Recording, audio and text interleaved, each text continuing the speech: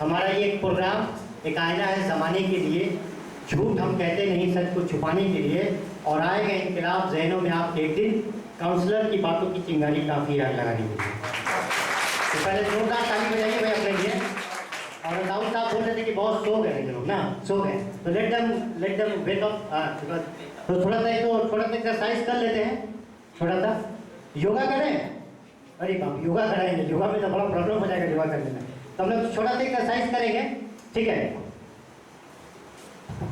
चलिए पहले हाथ ऐसे कर लीजिए फटाफट। 1 2 3 4 5 6 7 8 9 10 11 12 13 14 15 16 17 18 19 20 हाँ भाई, कैसा लगा? थोड़ा फ्रेशनेस आ रहा है ना, रिचार्ज आ रहा है, रिचार्ज आना चाहिए। अब आइए, चलिए पकड़िए, 1 फटाफट। ऑफिसर बनना है, कुछ गवर्नमेंट जॉब लेना है तभी कीजिए, नहीं लेना है तो छोड़ दीजिए, ठीक है ना। लगे कि भाई हमको कोई गवर्नमेंट जॉब लेना है या आए कुछ काम है तब कीजिए। जो सीरियसली लेगा वही गवर्नमेंट जॉब उसको मिलेगा। 1 2 3 5, 6, 7, थोड़ा सा गड़बड़ हो रहा है 9, 10। तो जिसका जिसका गड़बड़ हो रहा है समझ लीजिए कि वो गवर्नमेंट जॉब नहीं ले पाएगा, बिकॉज कॉन्सेंट्रेशन की कमी है। जोरदार ताली हो जाए। मैं पहले बताना चाहता हूँ कि इन्होंने तो लिख दिया मल्टीलिंगुअल मोटिवेटर ट्रेनर। मैं एक्चुअली मैं एक एनजीओ से हूँ, इंटरनेशनल एनजीओ में हूँ, और डिजिटल इंडिया जो कि अभी गवर्नमेंट ऑफ इंडिया का प्रोजेक्ट चल रहा है और पूरा इंडिया में चल रहा है। और हम लोग का एक एनजीओ है डिजिटल एम्पावरमेंट फाउंडेशन। मैं उसका स्टेट कोऑर्डिनेटर हूँ पूरा वेस्ट बंगाल 24 डिस्ट्रिक्ट 23 डिस्ट्रिक्ट में देख रहा हूँ, और मेरा बेस्ट दिल्ली में है, और दिल्ली से आना जाना रहता है यहाँ पे। और हम लोगों का काम है वुमेन एंटरप्रेन्योरशिप को ट्रेनिंग देना, डिजिटली ट्रेनिंग देना, और बहुत मुश्किल काम है और लेकिन बहुत मज़ा आता है। और ये एक फील्ड है एनजीओ का फील्ड। इसके अलावा मेरा ट्रिपल मास्टर्स है साइकोलॉजी में, सोशियोलॉजी में और सोशल वर्क में, तीनों में ट्रिपल मास्टर्स है। और इंटरनेशनल ट्रेनिंग है स्टडी टेक्नोलॉजी का और माइंड मोटिवेशन का। तो मेरा ये काम रहता है कि मैं आपको डॉक्टर नहीं बनने दूंगा, इंजीनियर नहीं बनने दूंगा, लॉयर नहीं बनने दूंगा, WBCS IAS IPS ऑफिसर नहीं बनने दूंगा। मैं सबसे पहले आपको एक इंसान बनाऊंगा, जो कि ज़्यादा जरूरत है। वक्त की जरूरत है कि पहले आपको एक अच्छा इंसान बनना होगा। आप डॉक्टर बन के अगर आपके अंदर इंसानियत नहीं रहेगा तो वो डॉक्टर कोई काम नहीं। आजकल हम लोग हॉस्पिटल में जब जाते हैं तो देखते हैं कि डॉक्टर का जो इंट्रैक्शन रहता है पेशेंट के साथ बहुत ही खराब रहता है। और कोई भी डिपार्टमेंट में, आप गवर्नमेंट का में जाइए या नेशनल या इंटरनेशनल किसी भी डिपार्टमेंट में जाइए, जो यहाँ ऑफिसर बना है वो अपने आप को बहुत बड़ा 30 मार्क का समझता है। लेकिन अगर आपके पास नॉलेज रहेगा, इंफॉर्मेशन रहेगा, तो कोई भी आपको उस तरह का पॉजिटिविटी या उस तरह का नेगेटिविटी नहीं दिखा सकता। अगर आपको राइट टू इंफॉर्मेशन मालूम रहेगा कि मेरा राइट टू इंफॉर्मेशन एक्ट जानकारी रहेगा, कैसे क्या होता है नहीं होता, पूरा इंफॉर्मेशन रहेगा, तो आपको नॉलेज सबसे पहले हासिल करना होगा। Knowledge is powerful. जब आपके पास नॉलेज नहीं रहेगा तो पावर नहीं रहेगा। तो सबसे पहले आपको क्या बनना पड़ेगा? एक अच्छा इंसान बनना पड़ेगा। तो मैं 10-12 साल से ये ट्रेनिंग, ये एजुकेशन लाइन में हूँ, और अभी तक अल्हम्दुलिल्लाह मैंने 10 से 15,000 बच्चों के अंदर तब्दीली ला दी है। वो उनके अंदर पॉजिटिविटी आया है, वो चेंज होकर बहुत बड़े जगह पे चले गए, लेकिन उनके अंदर का इंसानियत को जिंदा रखना सबसे बड़ी बात है। तो अपने अंदर के इंसानियत को जिंदा रखने के लिए आपको क्या करना पड़ेगा? सबसे पहले क्या करना पड़ेगा? मेरे कुछ सवालों का जवाब देना पड़ेगा। तो मेरा पहला सवाल है कि आपको अल्लाह ताला या भगवान ने आंख क्यों दिया? कौन जवाब देगा? एनीवन? आंख क्यों दिया है?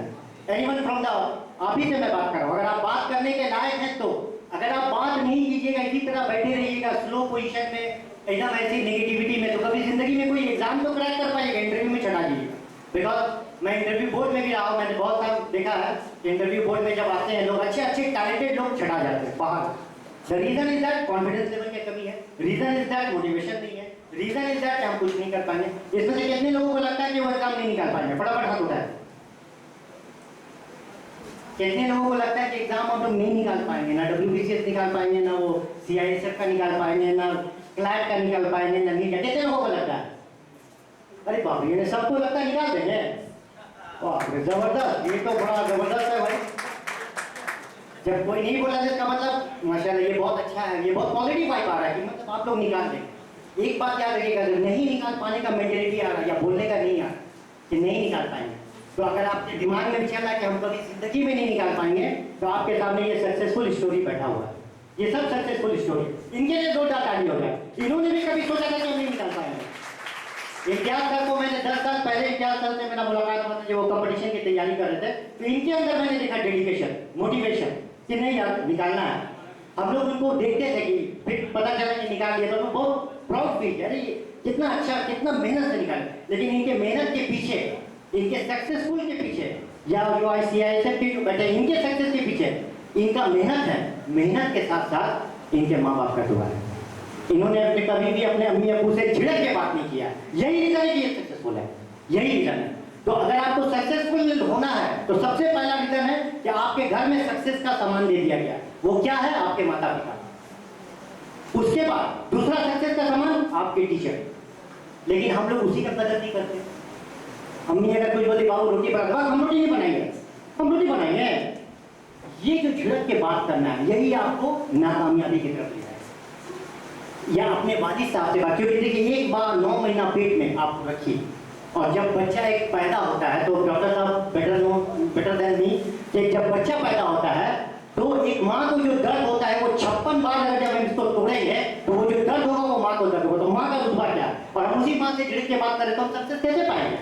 आके अकाउंट साहब बता दे रहे क्लाइंट का ये तैयारी वो तैयारी कीजिए और माँ को हम झिड़क दे रहे, बाप को झिड़क दे रहे, टीचर का रिस्पेक्ट नहीं कर रहे, तो हम सक्सेस होंगे? यस और नो? बोलिए। तो आपसे क्या करना है? टीचर का रिस्पेक्ट करना है और किसका रिस्पेक्ट करना है? माँ बाप। एकदम इसको ग्रांड मानिए, सक्सेसफुल फॉर्मूला हम बता रहे हैं। अगर आप टीचर का रिस्पेक्ट नहीं करेंगे, ये वही टीचर है जो के प्रेसिडेंट ऑफ इंडिया पैदा कर सकते हैं। एक प्रेसिडेंट ऑफ इंडिया टीचर नहीं पैदा कर सकता। ये वही टीचर है जो कि WBCS या CSI या सर जो अभी हमारे प्रोफेसर साहब है, इनको पैदा कौन किया? टीचर ही किया, इनका टीचर ही किया। तो हम टीचर का जब तक रिस्पेक्ट नहीं करके तो नहीं हो पाएगा। तो बताइए आप किस लिए दिया गया? कौन बताएगा फटाफट? देखिए भाई, मेरा ट्रेनिंग बहुत कीमती है, बहुत ही कीमती ट्रेनर है हम, ठीक है ना?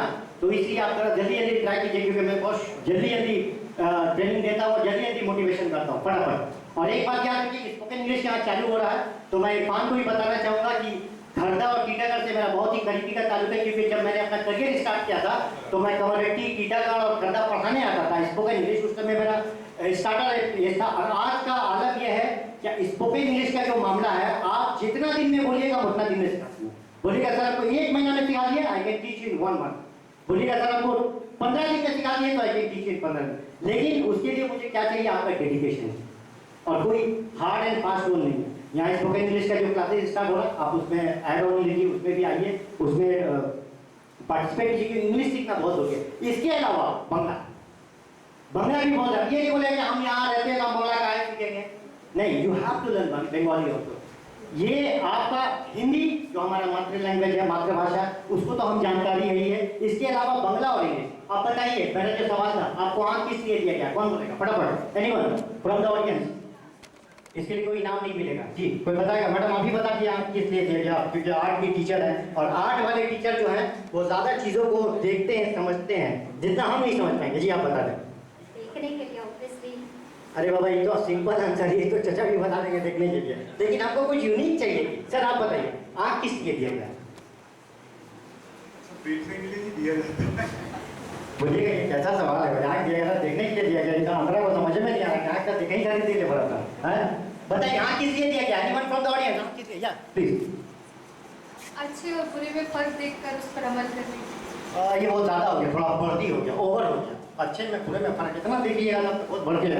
आंख दिया गया है दूसरों के अंदर जितनी बुराई है उसको हम नहीं देखते, उसकी अच्छाई को देखने के लिए। क्या किस लिए देखने के लिए? क्या मेरे अंदर बहुत बुराई है, मेरे अंदर बहुत बुराई है, हम नेगेटिव सोचते हैं, हम कुछ नहीं कर पाते। या मेरे पड़ोस में, मेरे आस में, आस पर जो भी है, जैसे किसी से हम हेट करते हैं, बहुत से लोग आपको मिलेंगे जिससे आप हेट करते हैं, लेकिन मेरा आंख दिया गया है, भगवान ने, अल्लाह ने आंख क्यों दिया? इनके अंदर जो अच्छाई है, पॉजिटिविटी, हम हमेशा उसको देखेंगे। कान किस लिए दिया गया है? अरे वो लड़की पास हो गई, हम नहीं पास हुए, अरे बाप, अरे बहुत, अरे तो अमीर लड़की है ना, उसको तो सब मिल, आप तो गरीब हैं। लेकिन एक बात ये देखिए, जो गरीब है, जो परेशान है, जो मुसीबत में है, जिसके घर में 7 फैमिली है, छोटा घर है, छोटा रूम है, खाने को नहीं है, अब वो जूट मिल में काम करते हैं, जूट मिल बंद हो गया है, खाना कोई और दे रहा है, वही लड़का लड़की कामयाब होगा। ये हिस्ट्री है, ये हिस्ट्री है। अभी इम्तियाज सर साहब बताएंगे, ये भी बताएंगे, बहुत सारे इनके भी दोस्त लोग जो हैं WBCS हैं या सर के, बहुत सारे लोगों की इनकी हिस्ट्री यही है। जो गरीब लोग हैं वही आगे निकलते हैं। आपने कभी नहीं सुना होगा कि धीरू भाई अंबानी का लड़का IAS हो गया? सुना है? टाइम ही नहीं है IAS बनने के लिए, वो मेहनत, वो कोशिश नहीं है। तो कान किस लिए दिया गया है? क्या किस लिए दिया गया है? बोलिए भाई, ये लोग तो मतलब सबको ले जाके, हमको लग रहा है कि चिड़ियाखाना ले जाना होगा। बोलिए स्मार्ट बॉय, स्टैंड अप। ये देखिए, ये CISF के लिए जो आप बता रहे हैं सर, आई थिंक ये बंदा बेस्ट है। अगर इसको हम लोग ट्यून करें, इसको हम लोग ट्रेनिंग दें, तो ये बंदा निकाल लेगा CISF। लेकिन you have to be bold, you have to be confident. बताइए कान किस लिए दिया गया? सुनने के लिए। क्या सुनने के लिए? किसी की अच्छाई बुराई। अच्छाई बुराई दोनों सुनने के लिए। इधर से अच्छाई सुनेंगे, इधर से निकालेंगे, इधर से बुराई सुनेंगे।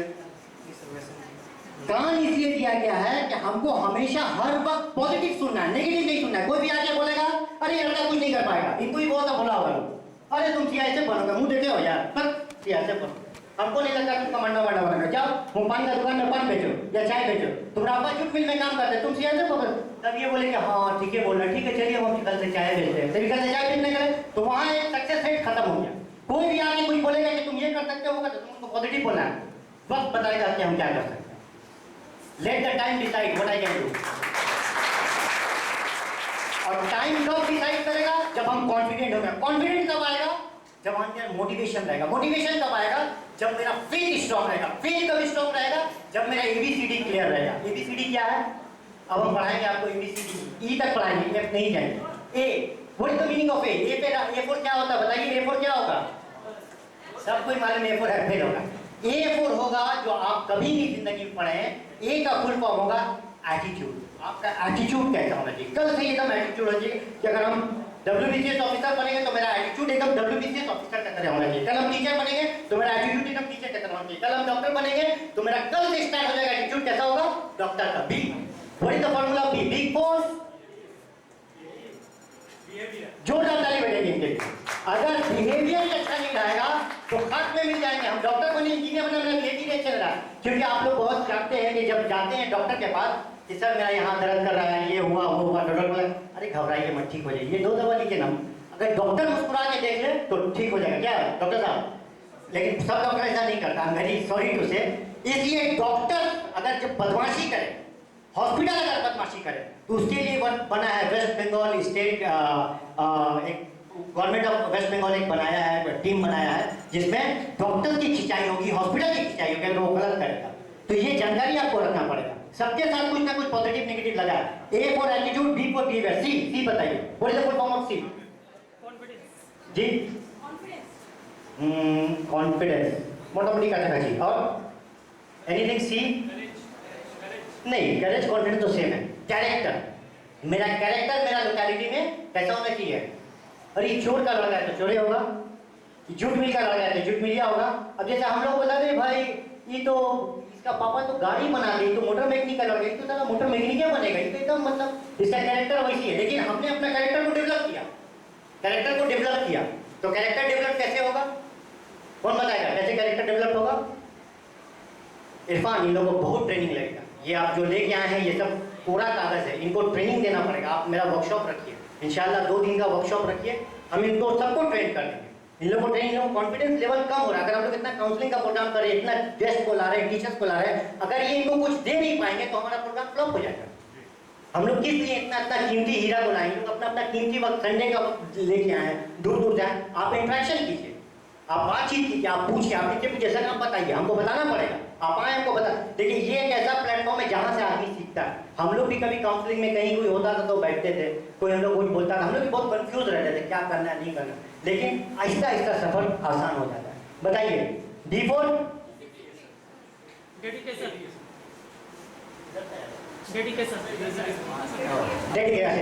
बड़ा जबरदस्त इनका। तो डी फॉर डेडिकेशन। डेडिकेशन का मतलब क्या होगा?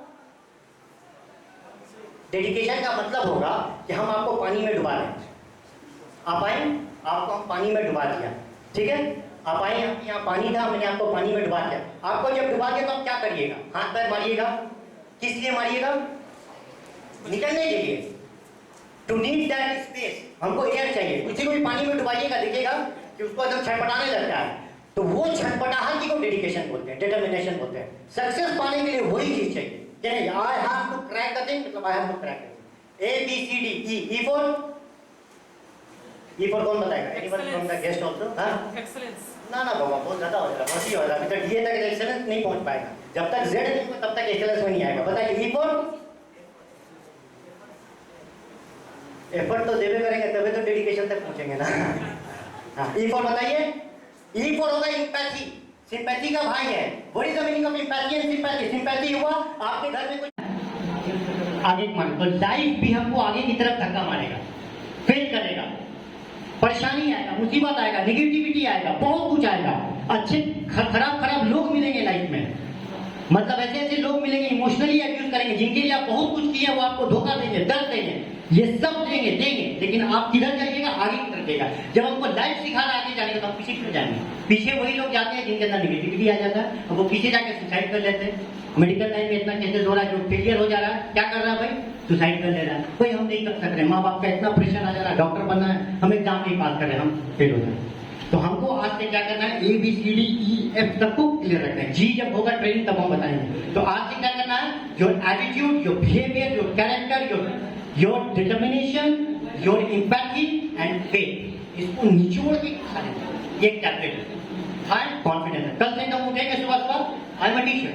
अभी हम हुए नहीं है, लेकिन मेरा एटीट्यूड, मेरा बिलीफ सिस्टम, क्योंकि the moment you start believing you are going to get that thing. एकदम ये जादुई चीज आपको बता रही है, एकदम मैजिकल फॉर्मूला है। The moment you start believing that you are going to be an officer, you are an officer. The moment you are thinking कि नहीं हम नहीं हो पाएंगे, बंगाल में नहीं होगा, बंगला पूछेगा, हिंदू का है, मुस्लिम का है, ये सब नेगेटिव लोग बात, जो एकदम नेगेटिव लोग है वही बात कहें नहीं हमारा नहीं हो पाएगा, हम लोग तो बिहार से आए हैं, बंगला कैसे बोलेंगे। ये भी एक बहुत सा प्रॉब्लम में फेस करना होगा। At that time of problem you have to face the thing with एकदम स्ट्रिक्ट, क्योंकि गीता में क्या लिखा है, कर्मण्यवादी का रास्ते, कर्म किए जा फल की चिंता न करें। तो कर्म हम करेंगे तब ना, कर्म ही नहीं करें तो फल की चिंता कैसे होगा। पहली बात हमें कर्म करना है। कुरान में क्या है, इन्नल्लाह माअस साबिरीन। तो हमको कैसे करना है, अपने सक्सेस को पाने के लिए क्या करना होगा, सब्र करना होगा। और कौन सा सब्र करना होगा, जिसमें परेशानी भी आए। फिर अल्लाह ताला फरमा रहा है हर परेशानी के बाद आसानी है ना। तो हमको थोड़ा सा अपने आप के अंदर मोटिवेशन लाना होगा, पॉजिटिविटी लाना होगा, चेंज लाना होगा। Then you going to grow, तभी आप स्टार बन पाओगे, अदरवाइज बहुत मुश्किल होगा। एक शेर सबके लिए कि सर एक शेर में उर्दू में ये है कि तूफानों से आंख मिलाओ, बहुत डिफिकल्ट काम है, बहुत डिफिकल्ट काम है। तूफान से हम लोग आंख नहीं मिला पाएंगे। तूफान उड़ रहा है, तूफान का मतलब है ये कम्युनिटी, ये सोसाइटी, ये नेगेटिव लोग, तूफानों से आंख मिलाना है, नेगेटिव लोगों से आंख मिलाना है। सैलाबों पर वार करो, सैलाब पे वार करना है। सैलाब का मतलब यहाँ क्या हुआ, कंपटीशन पे वार करना, बड़ा बड़ा कंपटीशन। आईएएस का फॉर्म भर देंगे, डब्ल्यूबीसीएस का भरेंगे, एसएससी का भरेंगे, सीआईएसएफ का भरेंगे, सब फॉर्म भर देंगे, सब फॉर्म भर देंगे। हो नहीं हो, I will give my best and God will do the rest. Who am I to think am I going to crack or not? This is not your job. Cracking is not your job. Your job is to give your 100% and God will do the rest. ये वही होता है। ज्यादातर बताएंगे लोग भी इतना success story में बताएंगे कि कितने खामोशी से इन लोगों ने जितना मेहनत किया है, दुआएं काम की इसमें। तो हमको क्या करना है, I have to try my best and God will do the rest. तो तूफानों से आंख मिलाओ, सैलाबों पर वार करो, मल्लाहों का चक्कर छोड़ो, तैर के दरिया पार। किसी का चक्कर में नहीं पड़ना है कि ये पास करा देंगे, वो पास करा देंगे। एसएससी का फॉर्म भरे, थोड़ा फोन करें ना, थोड़ा देख लीजिएगा ना, उसमें थोड़ा मेरा इंटरव्यू में हम जाएगी मेरा लड़कियां, फिर अरे मेरा पक्का सोच बड़ा हैवी है, मेरा ही हो जाएगा। लेकिन हो जाएगा, लेकिन आपके अंदर चेहरा में वो खुशी नहीं रहेगा। जॉब को पाना है अपना मेहनत से, कोई रिश्वत नहीं, कोई सिफारिश नहीं। मेरे किस्मत में मेरा रिस्क लिखा रहेगा तो मिल के रहेगा, नहीं लिखा रहेगा तो नहीं मिलेगा। किसी का सोच लगाने से भी नहीं हो पाएगा, ठीक है ना। तो आपको आपसे क्या करना है, ये शेर को एकदम थाम लेना है कि हमको एकदम आगे बढ़ना है। आगे कब बढ़ना है, जिंदगी में आगे कब बढ़ना है, जब हमारे अंदर ABCDEF एक अच्छा इंसान बनना है। हमको पहले डॉक्टर इंजीनियर बाद में बनेंगे, पहले तो अच्छा इंसान बने ताकि हम किसी को फायदा दे सकें। हम पैदा हुए हैं फायदा देने के लिए। अपने अगर हम किसी को कुछ नहीं दे सकते, हम बोले सर मेरा पास तो कुछ नहीं है, आप बोले आप सबको दीजिए, हम कहा मेरे पास कुछ नहीं है, हम बहुत गरीब घर का है, मेरे पास पैसा भी नहीं है। यहाँ पे बहुत सारे लोग ये दे रहे हो, अरे आप कुछ नहीं दे सकते, किसी को मुस्कान तो दे सकते हैं ना कि भाई कैसे हैं, ठीक है ना। अब इतना तो बोल सकते हो, खुश हो जाएगा, अरे भाई ये कौन आदमी है, हमको मुस्कान दे रहा है। तो हम मुस्कान देंगे तो जाहिर सा बात है न्यूटन का लॉ आ जाएगा, every action there is equal and opposite reaction. तो मुस्कान देंगे तो खुशी पाएंगे। तो ये नियम का लॉ है। ओम शांति ओम वाला जो फिल्म देखे थे आप शाहरुख खान का, द मोमेंट यू किसी चीज को आप दिल से चाहें तो सारा यूनिवर्स जो है एकदम सही। I have applied the formula हमने अप्लाई किया, हम चाह रहे हैं आप सब अप्लाई करें। कोई भी चीज को चाहो दिल से मानना पड़ेगा, दिल से उसके लिए एकदम आज से जद्दोजहद करना होगा और बोलना होगा कि yes I can, yes I can, I am the best. हमेशा ये बोलेगा आई एम द बेस्ट। कोई आके बोले नहीं आप नहीं कर सकते, ठीक है हम नहीं कर सकते, बट आज ट्राई कर लेवल पे बहुत आके आपका घर में बोलेगा ना आपका लड़की एकदम ये देखिए मेरा लड़की फर्स्ट आ गए, कितना नहीं घबरा देगा, हम नहीं कर पाएंगे। बोलना है कि ठीक है वो जो भी है शी इज द बेस्ट, ठीक है। फीडबैक कैसा लगा, घटिया, अच्छा, बुरा, भला, अच्छा लगा, बुरा नहीं लगा, मतलब बुरा बात बोले हैं, किसी किसी को बुरा लगा है। अगर बुरा लगा तो अच्छा है, दाग लगेगा तभी तो सर पिक्चर छूटेगा भाई, दाग ही नहीं लगेगा तो कैसे होगा, बताइए कैसा लगा। अच्छा लगा, क्या अच्छा लगा, बात है बहुत अच्छा। टाइम वेस्टिंग हुआ या कुछ लेके जा रहे हैं? नहीं ऑब्वियसली कुछ नहीं। क्या बनना चाहते हैं आप? आईएएस। बाप रे बाप, आईएएस, आईएएस का फुल फॉर्म, आईएएस का full form I am sorry, मैं नहीं बन पाऊंगा, आई एम सॉरी। क्या था बोलेगा, अरे भाई क्या फॉर्मूला बता रहे हैं, आईएएस का इंडियन एडमिनिस्ट्रेटिव सर्विस होगा रे बाबा, ठीक है। तो पहले हमको बोलना है कि हमको अच्छा इंसान बनना है, डेडिकेशन लाना है, मोटिवेशन लाना है, फिर हमको आईएएस कहते हैं। देखिए ना कैसे मैजिक होगा, बताइए। बहुत बेहतरीन। Very nice. कैसा लगा? क्या बनना चाहेंगे? एलडीसी होना चाहते एलडीसी। जी आप बताइए कैसा लगा? अच्छा लगा। आप बताइए। अच्छा लगा। सबको अच्छा लगा, वेरी गुड। तो हम इसी नोट, हैप्पी नोट के साथ जा रहे हैं कि आप लोगों को किसी भी चीज की कोई जरूरत हो तो हम लोगों से कांटेक्ट कीजिए। और आज हम आए हैं तो आपको कुछ गिफ्ट दे के जाएंगे। इरफान सर, शबीर सर और ये टीम जो है, पहले इरफान, शबीर और ये पूरा आईएएस की टीम के लिए जोरदार ताली बताएंगे। मैंने इन लोगों से पूछा कि आईएएस का फुल फॉर्म क्या है, तो बोले कि सर है ना, बताइए एक है फुल फॉर्म, लेकिन हमको तो हम फुल फॉर्म अपनी से बना दिया। हम आप बताइए कि बताइए। मेरा फुल फॉर्म है I am success. I am success, मैं सक्सेसफुल हूँ। जो भी यहाँ है वो सक्सेसफुल। हम आप लोग को एक 200 पेज का करियर गाइड सबको देके जा रहे हैं। 200 पेज का करियर गाइड मेरे पास है। और हम आपको, क्योंकि मैं डिजिटल दुनिया से ताल्लुक रखता हूँ, डिजिटल वर्ल्ड में डिजिटली काम ज्यादा होता है, तो डिजिटली मैं आपको देके जा रहा हूँ। जिनको जिनको चाहिए मैं शबीर साहब और इरफान साहब को बोलूंगा व्हाट्सएप से क्रिएट करके कम्युनिटी बना के सबको दे दीजिए वो गाइड बुक। उसमें सब लिखा है कि टीचर बनेंगे तो क्या क्या कहाँ कहाँ पढ़ना है, क्या क्या कैसे कैसे करना होगा, डॉक्टर, इंजीनियर, लॉयर, ये सर लोग को पता है। लेकिन आपके पास एक फिजिकल कॉपी भी रहे तो ज्यादा ठीक है सर, ठीक बोल रहे हैं नहीं बोले, एक फिजिकल कॉपी है तो आप लोग को ये मेरे हम लोगों की तरफ से, मेरे दाऊद भाई और डॉक्टर शमीम अंसारी की तरफ से ये गिफ्ट है। ये बुक है, डिजिटल बुक है, ई बुक बोलेंगे, ई करियर गाइड है। आप लोग उसको पढ़िए, कुछ नहीं समझ में आएगा तो हम लोग आपके साथ हमेशा खड़े हैं 24 घंटा, रात दिन 7 दिन।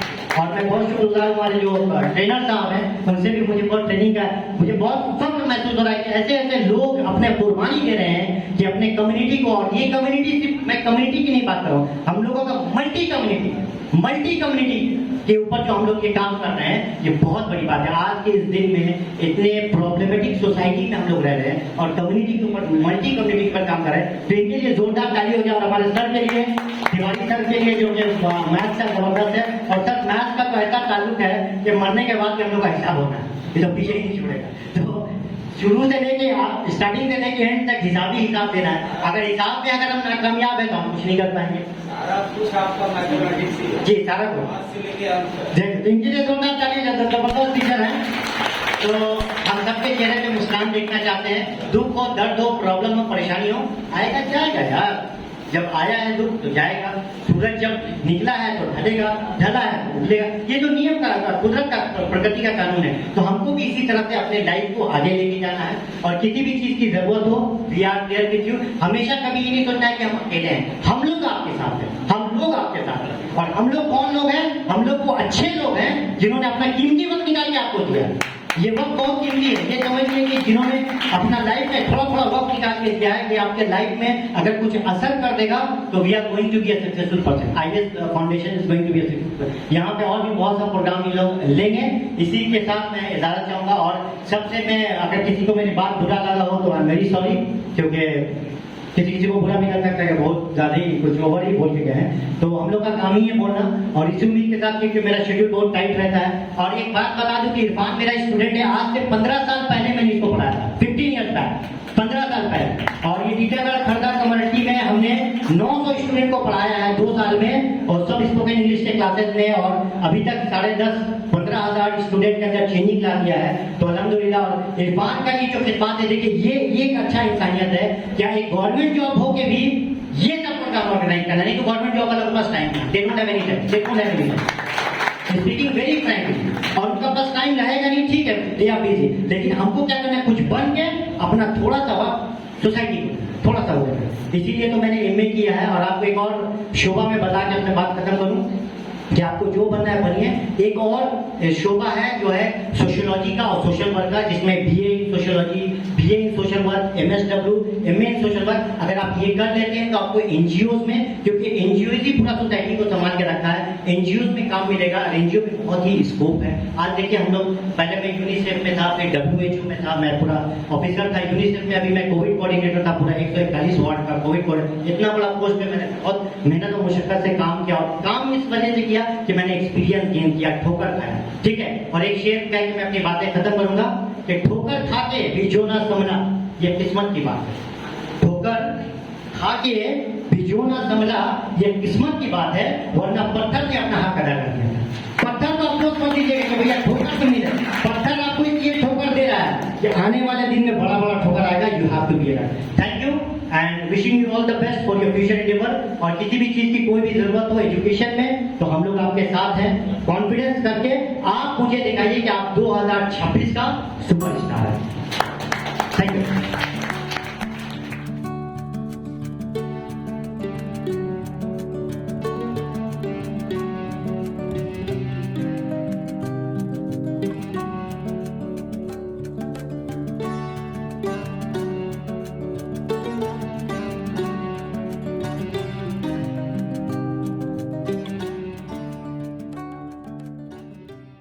कोई भी हमारे इलाके का जब कोई होता है हम लोगों को पता नहीं चलता कदम में कि कौन क्या कर रहा है, लेकिन ये प्रोग्राम जो है इसी के लिए ऑर्गेनाइज किया गया कि आप लोगों को पता चले कि हमारे दरमियान ऐसे लोग हैं जो कि अच्छे स्टेज पर हैं, अच्छे मकाम पर हैं और यहाँ से निकल रहे हैं। तो मैं जफर साहब से गुजारिश करूंगा कि वो बच्चों से अपने फील्ड के लिए, अपने तालीम के लिए बताएं।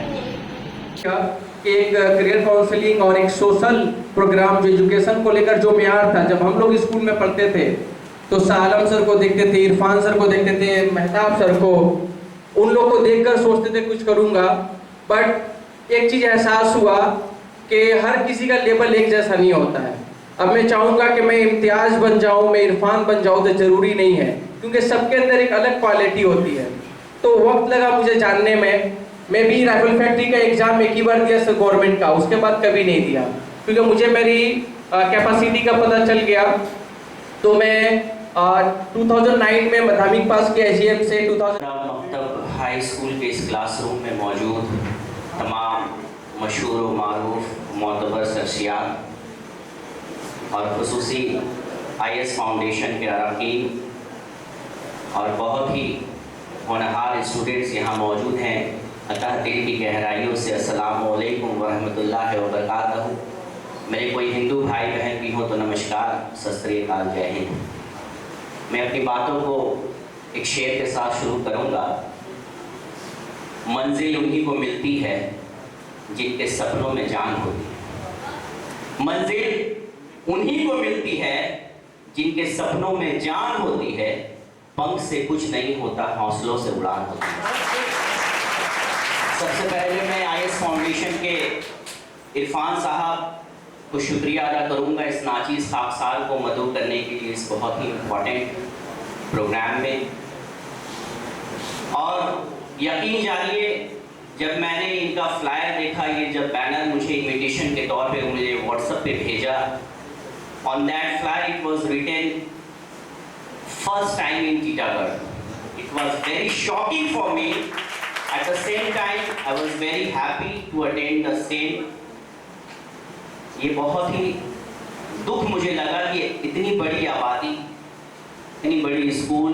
देखिए, पॉजिटिव के साथ नेगेटिव पे भी बात होनी चाहिए। सिर्फ पॉजिटिव, नेगेटिव हम लोगों के लूप होल्स क्या है, उस पर भी ड्रॉबैक्स क्या है, उस पर भी बात होनी चाहिए। जब आपके पास इतने होनहार टीचर्स हैं, इतने होनहार शख्सियात हैं, आखिर इतना देर क्यों हो गया, फर्स्ट टाइम क्यों लगा, इस पे तबसरा करने की ज़रूरत है। इस पर इंशाअल्लाह कभी और किया जाएगा। चांद सितारे कहकशा क्यों मांगेंगे, ज़मीन पे क्या कुछ नहीं है, आसमां क्यों मांगेंगे। आपके पास इतने होनहार शख्सियात हैं, इन लोगों से आप लोग राब्ता करें। और मेरा जो सेशन होगा, मैं वक्त थोड़ा ज़्यादा लेता हूँ, कोशिश करूँगा वक्त कम ले पाऊँ, पर मुझे ऐसा लग रहा है कि सिर्फ स्पीकर्स बोल रहे हैं और आप लोग इंटरैक्शन नहीं कर रहे हैं। मैं लेक्चर्स देने नहीं आया हूँ, मैं आपसे इंटरैक्शन करने आया हूँ। आप लोग हाथ उठा के एक बार बोल दे, आर यू लिसनिंग। इंटरैक्शन करने आया हूँ, मैं बोलने भी आया हूँ, आपसे सुनने भी आया हूँ, आपकी बातों को सुनने भी आया हूँ, सिर्फ बोलने नहीं आया हूँ। मेरा जो फील्ड है, मैं जिस फील्ड से आता हूँ, it's one of the interesting and happening field in the whole universe. दुनिया की कोई भी ऐसी चीज, कोई भी ऐसा ऑर्गेनाइजेशन, कोई भी ऐसे इंस्टीट्यूट, कोई भी ऐसा स्कूल, कॉलेज, यूनिवर्सिटीज, जिस किसी चीज को ले ले, ट्रेडिंग, बिजनेस, एनीथिंग, जो विदाउट लॉ चलती हो। Law is the integral part that upholds all the things in the universe. और पहले तो मैं जानना चाहूंगा इस क्लासरूम में मौजूद स्टूडेंट्स लॉ से कितने इंटरेस्टेड हैं, तब बात करने में ज्यादा मजा आएगा। एक बार हाथ उठा के लॉ से कितने इंटरेस्टेड हैं? एक बार जोरदार ताली हो जाए, खड़े हो जाएं आप, इनके लिए एक बार जोरदार तालियां बजा दें। आखिर क्यों लॉ जरूरी हो चुका है अब हम लोगों के लिए, इस पे मैं जरूर रोशनी डालूंगा। पहले आप समझ लीजिए, इंडियन डेमोक्रेसी, इंडियन कॉन्स्टिट्यूशन के रचयिता बाबा साहब भीमराव अंबेडकर की जन्म जयंती है आज 14 अप्रैल। एक बार उनके लिए जोरदार ताली बजा दीजिए। कितनी पावर है लॉ में, एक बैकग्राउंड करके मैं लॉ फील्ड में आऊंगा। कितनी पावर है एजुकेशन में, और पर्टिकुलर लॉ में डॉक्टर भीमराव अंबेडकर साहब एक बैचलर ऑफ लॉ थे, एलएलबी का डिग्री था, साथ ही साथ और भी बहुत सारे लॉयर्स थे। जब आप freedom of Indian national struggle पढ़ेंगे उस समय बहुत सारे बड़े बड़े स्टॉलवर्ड्स थे लॉयर, पर एक हमारे पिछड़े वर्ग से बाबा साहब भीमराव अंबेडकर को अध्यक्षता करने का मौका मिला, सिर्फ और सिर्फ अ profound knowledge in the field of law. उनका जो नॉलेज था लॉ के ऊपर, उनकी जो पकड़ थी, उनको अध्यक्षता करने का मौका मिला। तो आज के जितने भी बड़े बड़े ब्यूरोक्रेट्स हैं या जितने भी बड़े पॉलिटिशियंस हैं, चुनिंदा मैं नाम बताता जाऊं, Kapil Sibal, Abhishek Manu Singhvi, Kalyan Banerjee, Salman Khurshid, Chidambaram, they all are lawyers, है ना। लॉ क्यों जरूरी है? मैं तो हमेशा स्टूडेंट को ये कहता हूं कि आप 12th के बाद अगर ग्रेजुएशन कर रहे हैं, बीए, बीकॉम, बीएससी, पीएसडब्ल्यू जो भी कर रहे हैं, 3 साल अभी जो नेप आ गया, national education policy, 4 years under graduate, तो आप इसको ना करके अगर लॉ करते हैं 5 इयर्स का, बीए एलएलबी इंटीग्रेटेड कोर्स होती है, 5 साल की कोर्स होती है, जिसमें डुअल ग्रेजुएशन आपको मिल रहा है। आर्ट्स में अगर बीए पढ़ रहे हैं, BLLB, arts as well as law, dual integrated हो रहा है, आपको एक प्रोफेशनल डिग्री मिल रही है। जिंदगी में अगर आप गवर्नमेंट जॉब नहीं भी पा सके, एक नेगेटिव व्यू भी अगर आपको दे रहा हूं मैं थोड़े देर के लिए, तो आप एक प्रोफेशनल की हैसियत से अपने सलाहियत के मुताबिक अपनी जिंदगी का रोजगार कर पाएंगे, है ना। अच्छी बात, एक बार जोरदार ताली बजा लीजिए। और सिस्टम को सबसे अच्छा समझ पाएंगे, सेंटर स्टेट के रिलेशंस, हमारे लिए क्या क्या स्कीम्स आती है, हमारे लिए क्या लॉज बने हैं, आप इस चीज को ज्यादा जान पाएंगे। और यकीन जानिए, जब इस चीज को ज्यादा जान पाएंगे ना, आपको जिंदगी जीने में बहुत आसानी होगी। लॉ एक ऐसा फील्ड है, जब आपके अंदर नॉलेज आता है आइन का, आइन से सब जुड़ा हुआ है। आइन में साइंस भी आता है, आर्ट्स भी आता है, कॉमर्स भी आता है, हर शोबा इसमें समा जाता है। तो मैं हमेशा स्टूडेंट्स को कहता हूं कि आप एलएलबी की तरफ रुजू कीजिए। आप गवर्नमेंट जॉब के लिए बैठ सकते हैं। आप ऐसा ना सोचें कि आपने ग्रेजुएशन किया है, traditional course BA, BSc, BCom, तो आप डब्ल्यूबीसीएस के एग्जाम में बैठना चाहते हैं, बैठें। यूपीएससी के एग्जाम में बैठना चाहते हैं, मोस्ट वेलकम। बल्कि आप लोगों को एज मिलती है। मैं बहुत सारे बड़े बड़े इंटरव्यूअर जो हैं यूपीएससी के, उन लोगों के अगर आप इंटरव्यूज देखेंगे तो जो लॉ बैकग्राउंड से जो स्टूडेंट्स आते हैं, उनको एक्चुअली में इंडियन पॉलिटी का नॉलेज होता है जो वो चाहते हैं। अगर आप डीएम बनते हैं तो क्या करना पड़ता है आपको? गवर्नेंस चलाने के लिए क्या करना होगा? आइन की जानकारी होनी चाहिए, लॉ की जानकारी होनी चाहिए। और अब आप देखें, अगर बीए का एक स्टूडेंट है और एक बीए एलएलबी का स्टूडेंट है, तो वो ऑलरेडी अपर एज में है, क्योंकि उसने इंडियन पॉलिटी को पढ़ा है, उसने सिस्टम को पढ़ा है, तो इंटरव्यूअर को आसानी होती है उनको सेलेक्ट करने में। मैं ऐसा नहीं कर रहा हूँ कि बीए, बीएससी, बीकॉम के स्टूडेंट सेलेक्ट नहीं होते हैं, बट इनको अपर एज इसलिए होता है क्योंकि उनको नॉलेज होता है उस चीज के बारे में। अभी मौजूदा वेस्ट बंगाल में 12th के बाद अगर कोई लॉ करना चाहता है तो कैलकाटा यूनिवर्सिटी के बीए एलएलबी एंट्रेंस एग्जाम होती है, खुद का एंट्रेंस एग्जाम सीयू लेता है, जिसमें लगभग कमोबेश गवर्नमेंट और सेल्फ फाइनेंस कॉलेज मिला के 14 लॉ कॉलेजेस हैं, लगभग 1800 सीट्स हैं। कितने हैं? आपको तो कितने चाहिए? एक ही चाहिए, तो 1800 तो चाहिए नहीं आपको। गवर्नमेंट कॉलेजेस की सीट्स है लगभग 540, बाकी 1800 540 माइनस करिए, सब सेल्फ फाइनेंस है। सेल्फ फाइनेंस मतलब प्राइवेट लॉ कॉलेजेस, जिसमें फीस आपको लगेंगी। बट ये भी फीस जो आपको लगेगी, अगर आप मुस्लिम कम्युनिटी या क्रिश्चियन कम्युनिटी या पारसी जैन से हैं, तो West Bengal minority development finance corporation का एक स्कॉलरशिप स्कीम है मेरिट कम मीन्स, जिसमें 25,000 रुपये आपको सालाना मिल जाएंगे, और आप होस्टलर हैं तो आपको 30,000 रुपये तक का सपोर्ट मिल जाएगा। तो ये आसानी हो गई आपके लिए, है ना।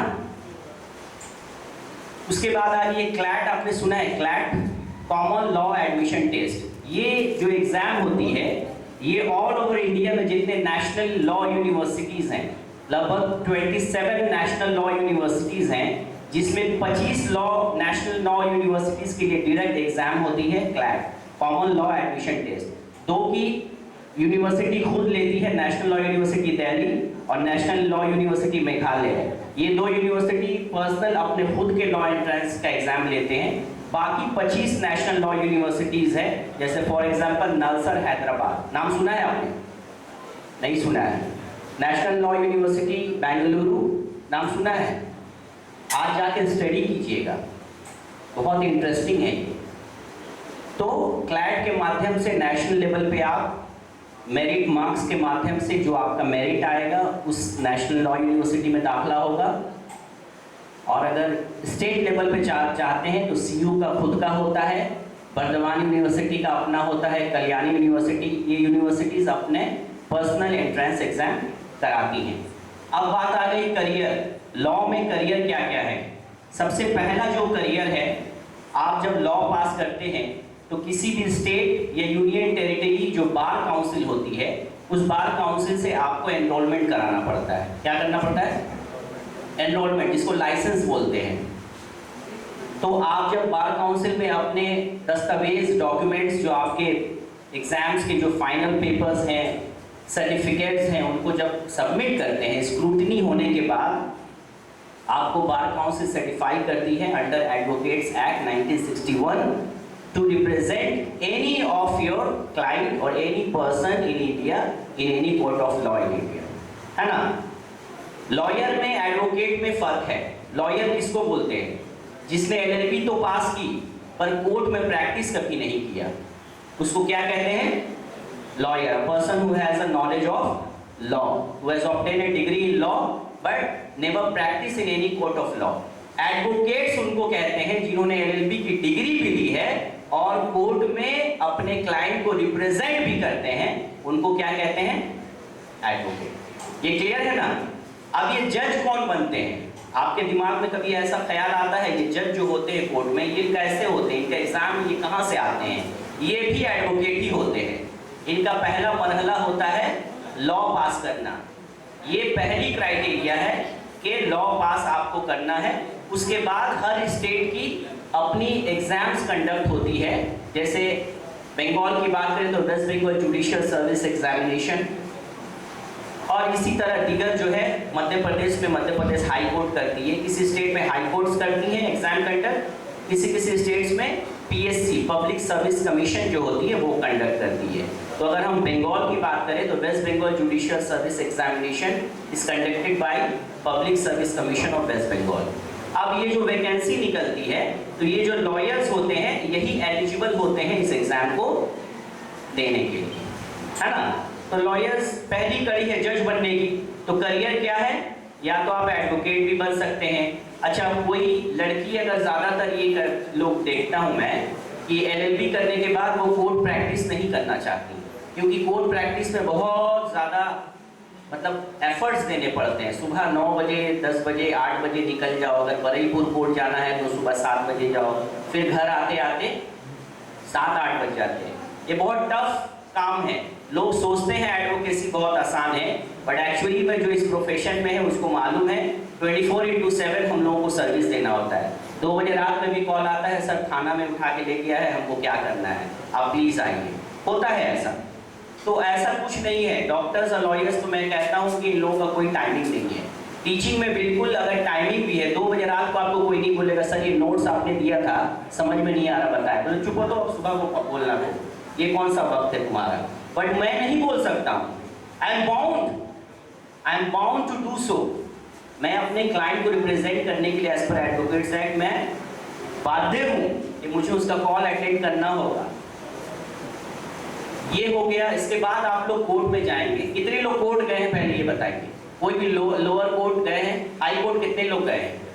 मैं देखिए, मैं यहाँ बात करने आया हूँ, लेक्चर देना नहीं आया हूँ। I am not a lecturer.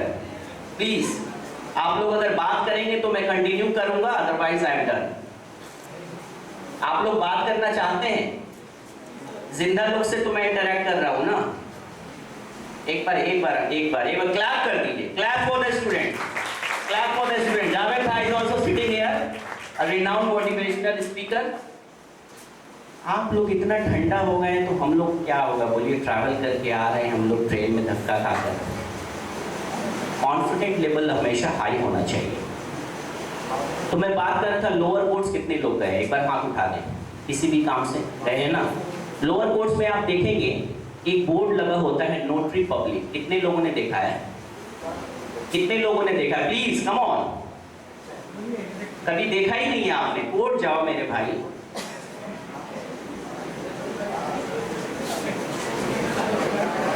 हमारे मुस्लिम कौम के लोग ज्यादातर कोर्ट तभी देखते हैं जब वो आसामी बना के अंदर जाते हैं। एक्यूज के हिसाब से ही कोर्ट जाओ, जेल देखते हैं, वरना ऐसे तो जज के रूम या इजलास में जाते ही नहीं।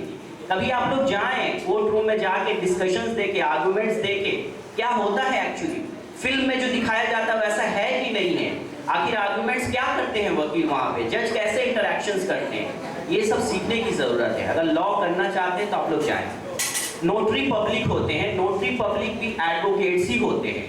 आपके जो डॉक्यूमेंट्स को अटेस्ट करते हैं ना, आपने एग्रीमेंट बनाया उसमें देखिएगा स्टैंप लगा होता है, आपने एफिडेविट बनाया स्टैंप लगा होता है, नोटराइज, नोटरी पब्लिक, जितने भी documents, these are all done by the notary public officer who are the advocates. Advocates होते हैं। ये सब मैं करियर्स बता रहा हूँ लॉ का। इसके बाद आ जाइए, लॉ कॉलेजेस में कौन पढ़ाते हैं? प्रोफेसर्स। हु आते हैं? कहाँ से आते हैं ये लोग? कौन है ये लोग? They all have done law. उन लोगों ने प्रैक्टिस चूज नहीं किया, उन लोगों ने टीचिंग चूज किया है। वो लोग LLM करते हैं, मास्टर्स इन लॉ। उसके बाद असिस्टेंट प्रोफेसर्स का एग्जाम होता है ना, NET SET. Through NET SET they are being qualified for the law colleges, है ना। अब प्राइवेट लॉ कॉलेजेस में LLM को भी पार्ट टाइम लेक्चरर के हैसियत से पढ़ाने मिल जाता है। तो फिर तीसरा प्रोफेशन क्या आ गया? टीचिंग। अगर आपको प्रैक्टिस नहीं करना है कोई बात नहीं है, टीचिंग कीजिए, क्या दिक्कत है? ऑप्शंस हैं आपके पास। और आपको ऐसा कुछ करना है जब जिसके ताजीम में लोग आपके लिए खड़े हो जाएं।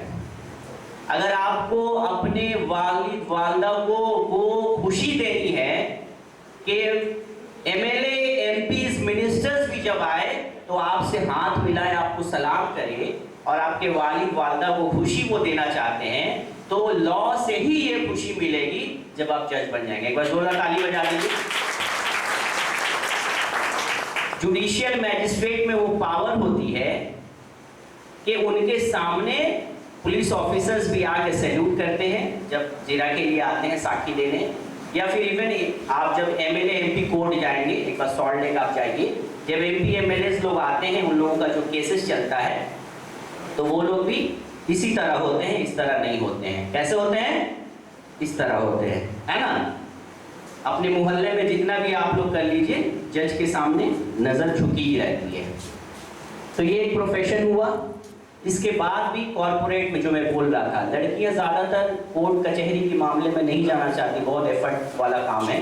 तो कॉर्पोरेट सेक्टर्स में वो लोग बैंकिंग लॉ, जैसे कंपनीज लॉ, कंपनीज का जो भी लिटिगेशंस होता है वो NCLT में होता है, नेशनल कंपनी लॉ ट्राइब्यूनल्स बनाए गए। कंपनीज का मामला जो होता है वो ट्राइब्यूनल्स में होता है, बैंकिंग का। तो इन सब का फर्म्स होता है, लॉ फर्म्स। इसमें हाई पेड सैलरीज होता है, 30,000, 40,000, 50,000, इवन सम कंपनीज पे लैक्स ऑल्सो। तो ज़्यादा प्रेफरेबल है आप कॉर्पोरेट लॉयर बन जाए। फिर आप लोग सो गए, मुझे भी सो जाना होगा। Is it interesting? Shakeel Azmi साहब की एक शेर याद आ रही है मुझे, जावेद साहब, रोशन साहब। परों को खोल जमाना उड़ान देखता है, परों को खोल जमाना उड़ान देखता है, जमीन पे बैठ के क्या आसमान देखता है। क्या बात है सर, क्या बात है। बहुत कुछ कर गुजरने की अगर चाहत है तो आईएस फाउंडेशन आपका राइट प्लेटफॉर्म है। बहुत लोगों तो खोजते खोजते ही उनकी जिंदगी तमाम हो जाती है, सही जगह पहुंच नहीं पाते हैं। आप खुशनसीब हैं, इरफान साहब, सबीर भाई और जितने फैकल्टीज हैं, रिनाउंड फैकल्टीज, उन मैथ्स सर की मैं बातें अभी सुनूंगा। मैथ्स में मैं थोड़ा वीक था, तो अभी मैं देख के थोड़ा सा मुझे भी कॉन्फिडेंस आ रहा है।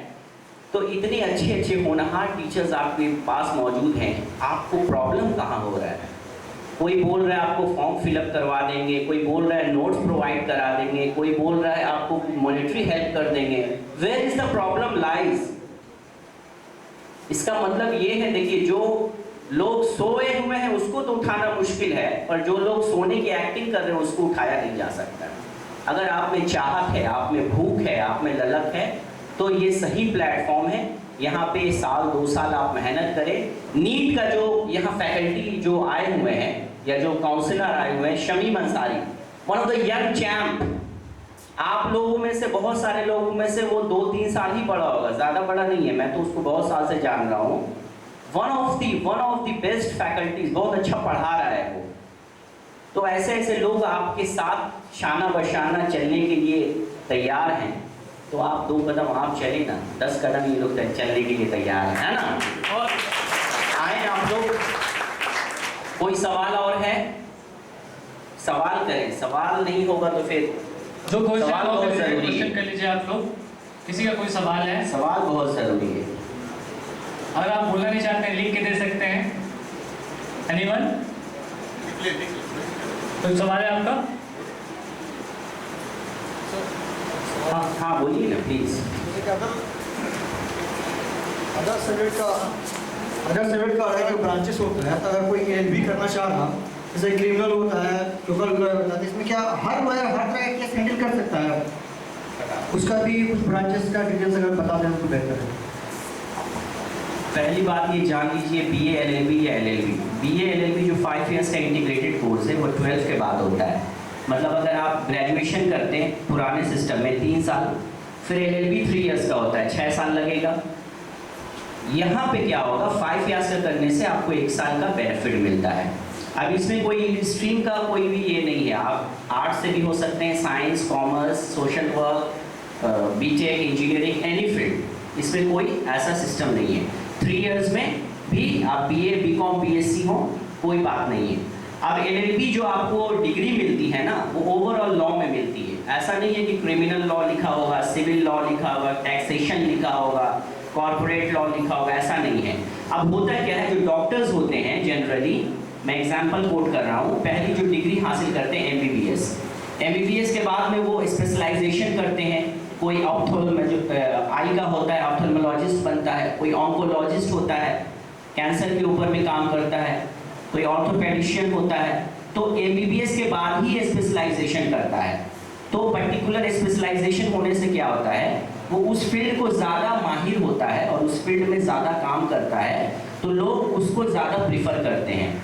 तो हमारे फील्ड में भी ऐसा है कि हम लोग जब स्टार्ट करते हैं तो सारे केसेस को हैंडल करते हैं, क्योंकि नॉलेज चाहिए होता है। उसके बाद आहिस्ता आहिस्ता क्या होता है, किसी किसी का पर्सनल जो है ना, पर्सनल वो होता है कि क्या अच्छा लग रहा है। कोई कोई लॉयर्स जो है कंज्यूमर फोरम में ज़्यादा उसको नॉलेज है, उसको अच्छा लगता है कंज्यूमर मामला करने को, तो वो कंज्यूमर फोरम में स्पेशलिस्ट हो जाता है।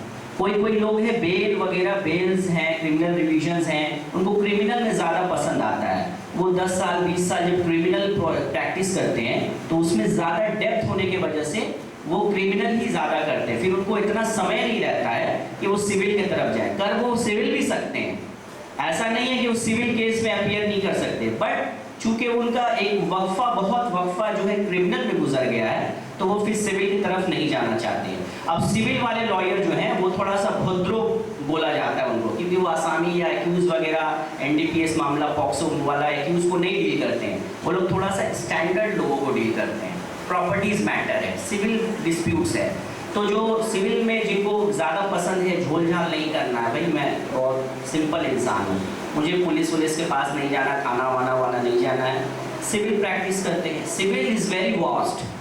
Criminal Indian evidence act IPC CrPC के ही इर्द गिर्द घूमता है, बट सिविल बहुत बड़ा है, वॉस्ट है।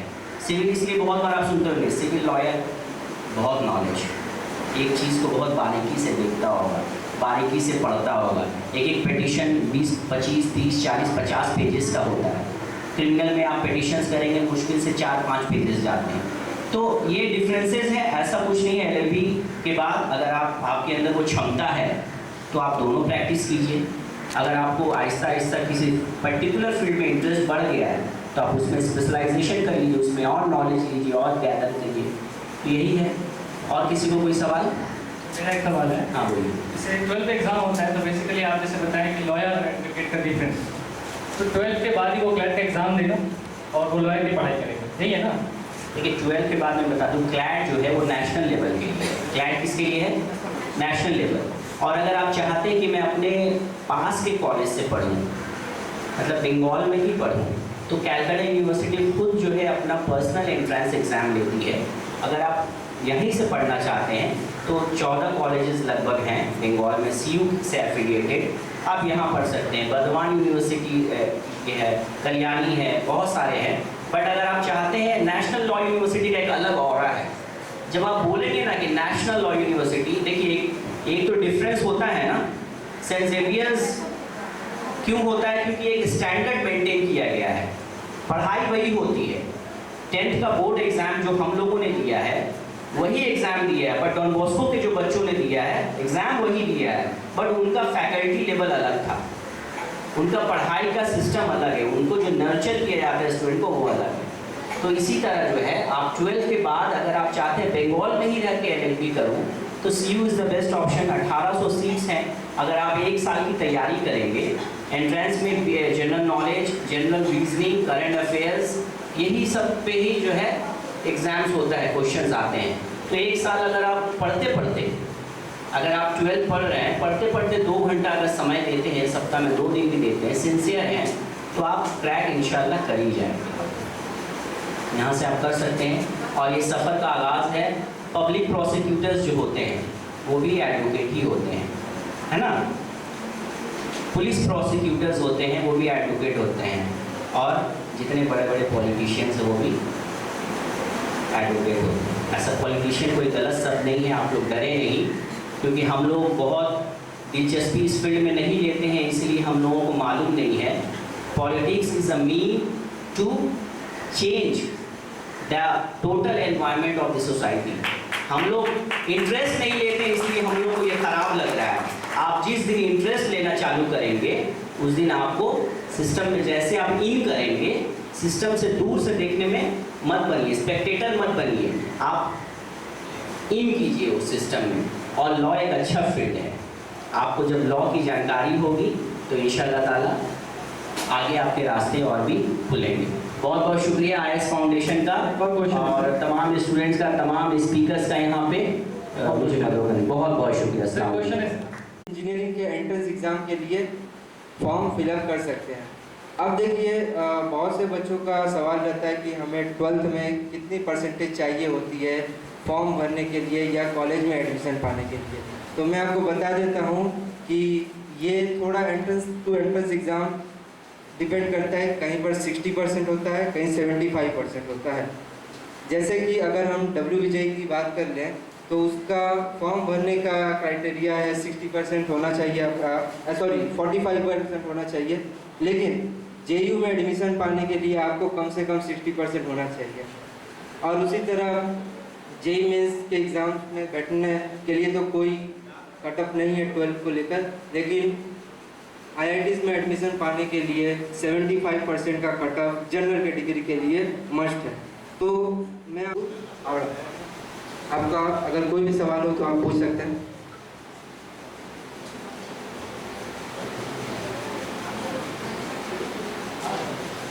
कोई सवाल नहीं है तो कि फील्ड से कोई सवाल है आप लोगों को बीटेक के रिलेटेड, किसी का भी? किसी का क्वेश्चन नहीं है?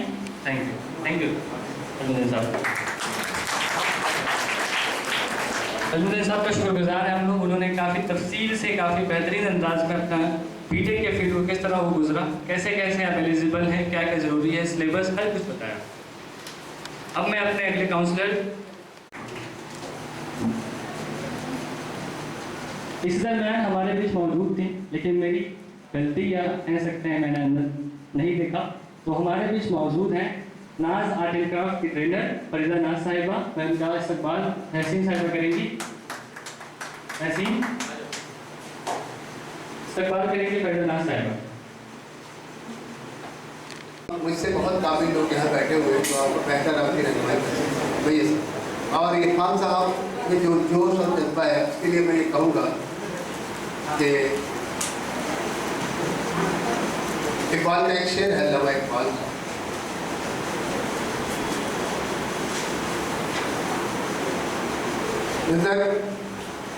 इरफान साहब वो शेर अभी देर से निकल के चाहे ये बोला मैं उस्ताद मोहतरम मुज़फ़्फ़र हाजी का एक शेर कहूँगा बच्चों के लिए कि सितारे तोड़ने की मेरी ख्वाहिश तुमसे पूरी हो, सितारे तोड़ने की मेरी ख्वाहिश तुमसे पूरी हो, दुआ है मेरे कद से बहुत आगे निकल। आप मेरे मतलब सिर्फ मैं इन तमाम लोगों से आपके बहुत आगे बढ़ जाएं, तो इन तमाम लोगों को यह खुशी बहुत बच्चे और जिन्हें हमने एक पौधे की तरह एक चीज डालने की अपनी कोशिश की और वो तरक्की करता है जिस मुकाम पर। देखिए यहाँ कुछ लोगों को फेलिसिट किया, ये सिर्फ इसलिए कि इससे आप लोगों के अंदर मोटिवेशन, कल आप इस जगह पे चंद बातें मैं कहूँगा कि आज के ज़माने के जो चैलेंजेस हैं, आप तमाम लोग हम लोग जिस माशरे से आते हैं, जिस सोसाइटी से आते हैं, वहाँ आपके साथ मसाइल हैं। हम तमाम लोग इसी मसले, इसी माशरे, इसी माहौल से हम लोग आए हैं और आते हैं। हमारे यहाँ रहने की परेशानी अमूमन मैं समझता हूँ आप तमाम लोगों के घरों में मैं उम्मीद करता हूँ कि सबका सेपरेट रूम होगा, पढ़ने के लिए जगह होगी और बहुत अच्छे मकान होंगे। ऐसा मेरे ख्याल है इस तरह के इलाके में मैं भी कम्युनिटी रहता हूँ, उसी बस्ती में रहता हूँ, तो ये मसला है अमूमन। चंद एक लोगों के बहुत अच्छे मकानात होंगे, लेकिन आपका ये मसला है उसी हाल में आपको आगे बढ़ना, कभी मायूस। इसके अलावा आज एक बहुत अहम मसला है आप लोगों के लिए, वो है हमारे घरों में बिलखुसूस लड़कों के तो नहीं, लड़कियों का ये मसला ज़्यादा है। यहाँ हमारी बच्चियाँ ज़्यादा है, तो मैं एक बात कहूँगा कि शाम का जो वक्त है आपको जो बनना है सब लोग यहाँ आपको बताएंगे, उसमें जी जान लगा करके आप कोशिश कीजिए, अल्लाह मदद इंशाअल्लाह कामयाब होंगे। शाम का जो वक्त आप उस वक्त को करवा दें, सारा दिन आप कॉलेज में रहिए, स्कूल में रहिए, सुबह उठ करके 2-3 घंटा आपको मिलता है, आपको जो बनना है उसको पढ़ाई कीजिए। 3 घंटा कम से कम सुबह का आपको मिलता है। 6 से अगर आप फजर की नमाज़ पढ़ती हैं, आपकी नमाज़ पढ़ते फजर में नहीं पढ़ते तो आप कोशिश कीजिए पढ़ने की और सुबह उठिए 6 बजे तक आप बैठ जाए, 6 से 9 3 घंटा आपके हाथ में। शाम को जब आप वापस आए, शाम को जब आप वापस आए अपने कॉलेज से, स्कूल से, तो उसके बाद आप फ्रेश होंगे और उसके बाद आप 1 घंटे के बाद आप रूटीन अपनी दीवार पर लगाएंगे, आप किस घंटे में क्या कर रहे हैं। आज होता क्या है कि हम सब खामोश हैं, हमारे घरों में टेलीविज़न बोल रहा है, टीवी, लड़कियों के लिए मैं कहूँगा, लड़के और या फिर मोबाइल।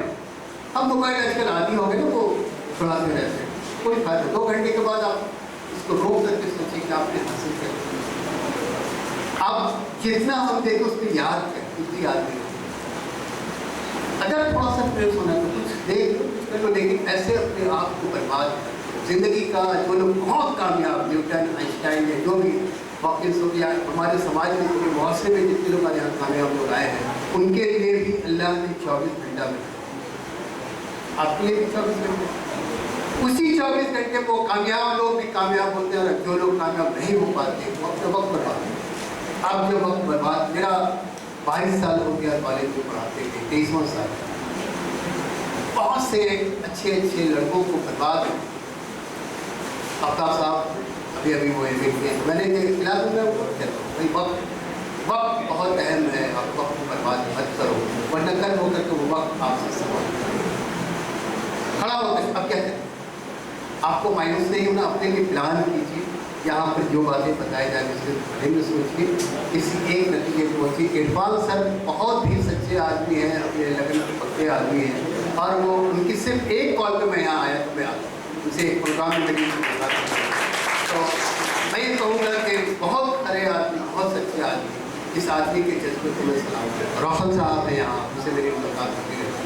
पर एक अहम बात मैं कहना चाहूँगा, आप तमाम लोग पिछले दिनों अखबारात में आपने पढ़ा है कि बंगला लाजमी कर उर्दू मीडियम हिंदी मीडियम के बच्चे परेशान है, करेंगे। आप लोगों से बहुत करीब में है रविंद्र भारती यूनिवर्सिटी, शाम बाजार से just Somin road Sikkim road, इसके बाद रविंद्र भारती यूनिवर्सिटी में लैंग्वेज कोर्स 22 ज़बानें पढ़ाई जाती हैं। उस रविंद्र भारती यूनिवर्सिटी के लैंग्वेज कोर्स के बारे में मैं बताऊं कि आप उर्दू अकेडमी से अगर बंगला करते हैं, रामकृष्ण मिशन से अगर आप बंगला का कोर्स करते हैं, उस सर्टिफिकेट को वैल्यू नहीं है जो रविंद्र भारती यूनिवर्सिटी से बंगला कोर्स करने का वैल्यू। वहाँ पर बंगला है, उर्दू है, फॉरेन लैंग्वेजेस पढ़ाई, बहुत कम पैसा। हमारे बहुत से बच्चों की बातें नहीं मानते, वो यूनिवर्सिटी का सर्टिफिकेट आप वहाँ से करते। रविंद्र भारती यूनिवर्सिटी का सर्टिफिकेट पूरे हिंदुस्तान में उसकी वो कबूल किया जाता है, हर जगह आप वहाँ पर, तो आप वहाँ से बंगला कर लें, उर्दू कर लें, इटालियन कर लें, कोई भी लें। अभी बंगला हमारे लिए बहुत ज़रूरी है।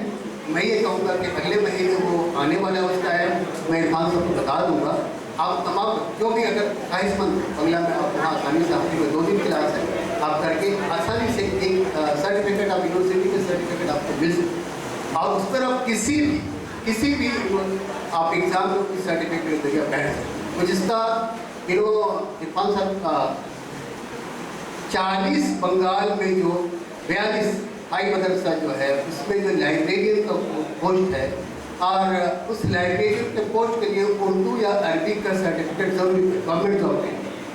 मेरे यहाँ से 42-45 बच्चे या बच्चियाँ निकली जो आज मुख्तलिफ बंगाल के मुख्तलिफ अजला में हाई मदरसा में लाइब्रेरियन का पोस्ट है, वो उर्दू सर्टिफिकेट कोर्स करने की बोली। वहाँ मैं पढ़ाता हूँ यूनिवर्सिटी में भी, मैं शाम को वहाँ हफ्ते में 2-3 दिन में जाता हूँ वहाँ। तो मैं ये कहूँगा कि आप लोग उर्दू के तालीम को हिंदी तो हो, लेकिन आपको जो ज़रूरत है, बंगला ज़रूरत है, आप वहाँ बंगला है। इस सिलसिले में आप लोगों को कोई ज़रूरत हो, कहीं कुछ मदद की ज़रूरत हो, आप मुझे फ़ोन कर लेंगे, 5-7 मैं वहाँ पूरी रहूँगी इंशाल्लाह। हाँ, फॉरेन लैंग्वेज बहुत, वो जर्मन है, इटालियन है, और रशियन है, जापानीज है, बहुत सारे। तो बहुत कम पैसे, वो सर्टिफिकेट बहुत है, आप तमाम लोग वहाँ से सर्टिफिकेट हासिल कर सकते हैं। इसके अलावा मैं क्योंकि टीचर हूँ, तालिब इल्म हूँ, टीचर बच्चों को पढ़ा लेता हूँ, तो मैं खुद भी तालिब इल्म हूँ। तो ये कहूँगा कि एक तालिब इल्म, एक टीचर भी चाहता है कि बच्चे कामयाब हों। मेरी भी ख्वाहिश है कि हमारे ये समाज के बच्चे कामयाब हों। आप तमाम लोग मेहनत कीजिए, बहुत मेहनत कीजिए। इरफान साहब ने ये बात कही थी कि सर आप डेट सेट के बारे में थोड़ा सा बच्चों को बताइएगा। तो मैं ये कहूँगा कि देखिए ज़माना बदल रहा है, जिस ज़माने में हम लेट किए थे उस ज़माने में आज के ज़माने में बहुत फर्क पड़ता है। लेकिन सिलेबस चाहे जो भी बदल जाए, गालिब के बारे में तो गालिबी के बारे में, मीर के बारे में अगर पूछा जाएगा तो मीर से ही आएगा। आप किसी भी टॉपिक को, जो सिलेबस सबसे पहले आप जानिए उसका, और उसके बारे में पढ़िए।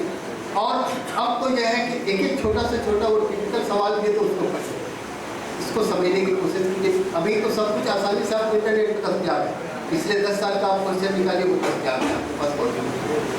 आपके लिए नेट देने के लिए ज़रूरी होता है कि आप ग्रेजुएशन में आपका आप ऑनर्स हो, और प्लस मास्टर डिग्री में एटलीस्ट आपका 55% मार्क्स। जब भी आप नेट के सेट दे सकते हैं, कॉलेज यूनिवर्सिटी के प्रोफेसर के लिए आप एलिजिबल हो सकते हैं। तो आपको अगर टीचिंग में जाना है और बिलखुसूस कॉलेज यूनिवर्सिटी के आपको मेहनत करनी है, आप काम पर पहुंचना चाहते हैं, तो मैं ये कहूँगा कि आप किसी भी सब्जेक्ट में आपका ऑनर्स होना चाहिए, और उसी रिलेवेंट सब्जेक्ट में जिसमें आपका ऑनर्स है आप इसमें MA कीजिए, उसके बाद PhD कर ले तो और बेहतर है, और नेट सेट करिए, उसके बाद इंटरव्यू होता है और इंशाल्लाह उस मुकाम पर आप तय होकर के फाइनेंस होंगे। लेकिन उसके लिए शर्त है कम से कम मास्टर डिग्री में 55% आपका मार्क्स होना चाहिए और ऑनर्स। ये ज़रूरी है। इसके अलावा और भी बहुत सारी चीज़ें हैं, तो यहाँ बहुत सारे लोग हैं, मैं ज़्यादा वक्त लेना नहीं चाहूँगा। बातें तो बहुत सी हैं। मैं ये आज हमारे समाज का यह अलमिया है कि लड़कों से ज़्यादा, मैं माजरत के साथ आपसे कहूँगा कि लड़कों से ज़्यादा संजीदा लड़कियाँ हैं, बहुत सीरियस हैं, पढ़ना चाहती हैं। और हमारे कॉलेज में तो मैं देखता हूँ कि लड़कियाँ ही लड़कियाँ हैं। हमारे क्लास में तो ज़्यादा लड़कियों की। कल तक ये समझा जाता था कि लड़कियाँ हमारे समाज की पढ़ती नहीं हैं। अब वो ज़माना नहीं रहा। और मैं ये समझता इस समाज की औरतें, इस समाज की लड़कियाँ या लड़कियों के अंदर बेदारी आ जाए या वो जब आगे बढ़ने लगी हैं, उस समाज को तरक्की करने से कोई नहीं रोक सकता, कोई नहीं। मेरी यही तमन्ना है आप लोगों के साथ। इरफान सर और IS फाउंडेशन के लिए मेरी दुआएं। आप बहुत कामयाब हो, कामयाब हो। आइंदा दिनों में आप कभी मुझे ज़रूरत पड़े आप मुझे फ़ोन कर लें, मुझसे जो भी बन पड़ेगा मैं इस तकदीम के लिए। कभी मैं भी आप लोग उम्र में था, कम से कम आज से 10-15 साल पहले, तो इस तरह बैठ कर मैं काउंसलिंग में हिस्सा लेता था और मैं इम्तियाज लिया यहाँ पर है, सालम लिया है और भी जो बड़े उस वक्त के थोड़े से नाम फिर उनसे इंस्पायर होता था। तो मैं उसी वक्त 2006-7 से मैंने अपनी पढ़ाई शुरू की, कंपटीशन वगैरह की। लेकिन थोड़ा सा फैमिली में बैकग्राउंड कमज़ोर था माली हिसाब से, तो मैं कोई टेक्निकल की तरफ नहीं गया। टेक्निकल एजुकेशन मतलब BTech एमटेक। सिंपल मैंने ग्रेजुएशन किया, BA पास किया, उसके बाद मैं तैयारी में लग गया, कंपटीशन की तैयारी में। और मुझे सिर्फ एक जॉब चाहिए था, मेरा कोई लक्ष्य नहीं था कि मैं IS बनूंगा, WBC अफसर बनूंगा। मुझे अपनी पीठ को मजबूत करना था अपने फ्यूचर के लिए, इसलिए मुझे कोई भी जॉब मिलती मैं कर लेता। तो खुदा ने बख्शा, मैं SSC 2009 में डायरेक्ट डैसो भर्ती हूँ, मतलब सब इंस्पेक्टर।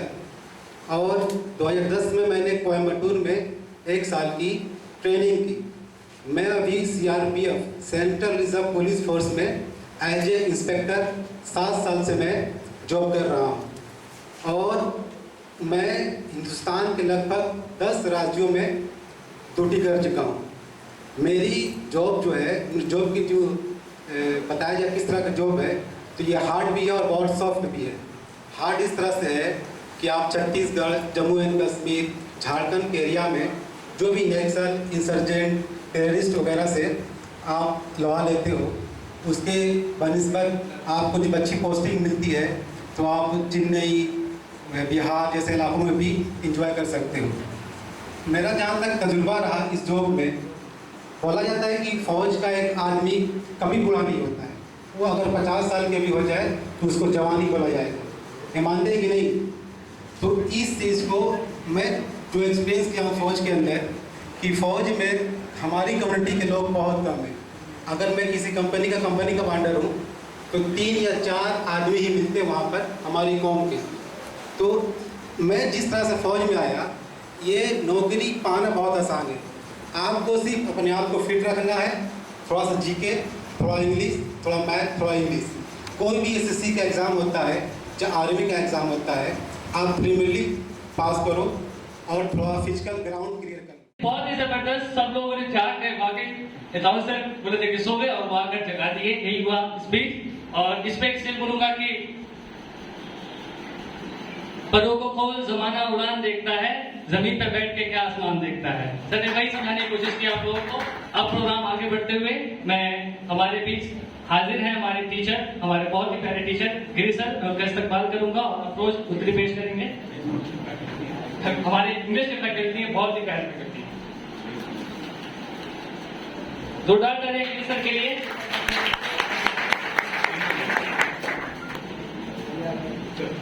अब मैं अपने फेलिसिटेशन के प्रोग्राम को आगे बढ़ाता हूं और हमारे इस एरिया के ऐसे कोचिंग सेंटर जो पिछले 10 सालों से इस करदा इलाके में अपनी खिदमत अंजाम दे रहा है और काफी कम फीस के साथ हमारे उर्दू मीडियम स्टूडेंट्स के लिए वो खिदमत अंजाम दे रहा है।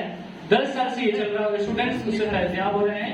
खरदा मकतब को तकरीबन 5-6 सालों से वो टॉपर दे रहा है और उसके कोऑर्डिनेटर हमारे बीच मौजूद हैं जनाब सफरुल्लाह सर, उनको फेलिसिटेट किया जाएगा। जनाब गिरी सर और असलम सर के जरिए। Sir great initiative from the IS Foundation to felicitate our Naujwane in the educational society.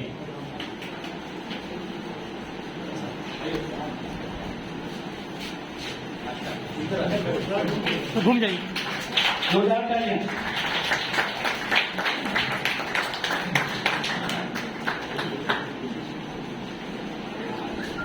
ये कोशिश थी कि आयुष फाउंडेशन जो यहाँ पर आया है पिछले कुछ महीनों से और वो अपनी खिदमत अंजाम दे रहा है, तो पहले ही जहाँ एकेडमिक लेवल पर एक कोचिंग था उसको फेलिसिटेट करके उसको हिम्मत देकर उसको आगे बढ़ाने की कोशिश थी। अब आगे बढ़ते हैं, प्रोग्राम को बढ़ाते हैं और हमारे जो अगले काउंसलर हैं हर एक टीटागढ़ियन के लिए वो इंस्पिरेशन है, हमारे बहुत ही हाजिर अजीज हमारे इम्तियाज आलम सर।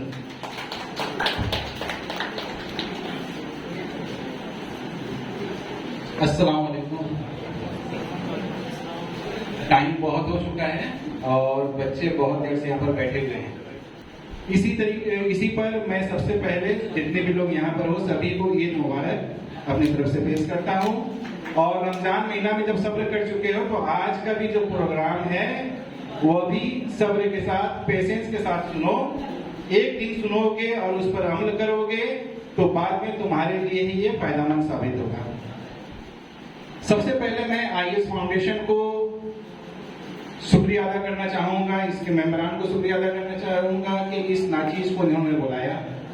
सबसे ज्यादा इरफान को जो मेरा छोटा भाई भी है और हम लोग अपने लाइब्रेरी के थ्रू बहुत दिनों से जुड़े हुए हैं, अपने एक ही इलाका में हम लोग रहे, एक ही स्कूल से हम लोग पढ़े। इरफान के साथ साथ कुछ अपने स्टूडेंट्स को देखकर लगता है कि हम अब कितने बड़े हो गए या बुजुर्ग हो गए। तनवीर को देखा 2 दिनों बाद। रोशन मेरा पहला स्टूडेंट था, जब मैं ट्यूशन पढ़ाया करता था रोशन मेरा पहला स्टूडेंट था। मैंने 2004 से लेकर 2013 तक अंजुमन स्कूल में बहैसियत मैथमेटिक्स के टीचर के तौर पर काम किया।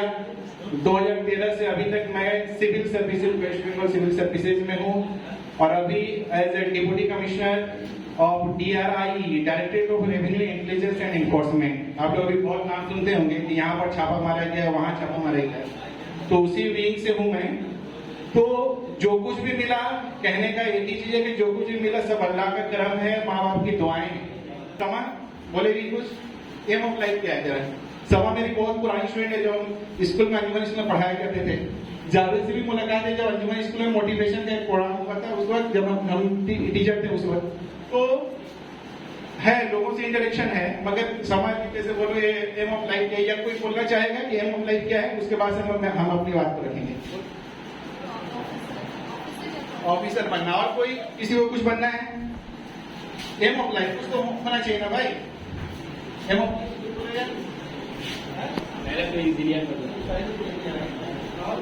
डॉक्टर बनना।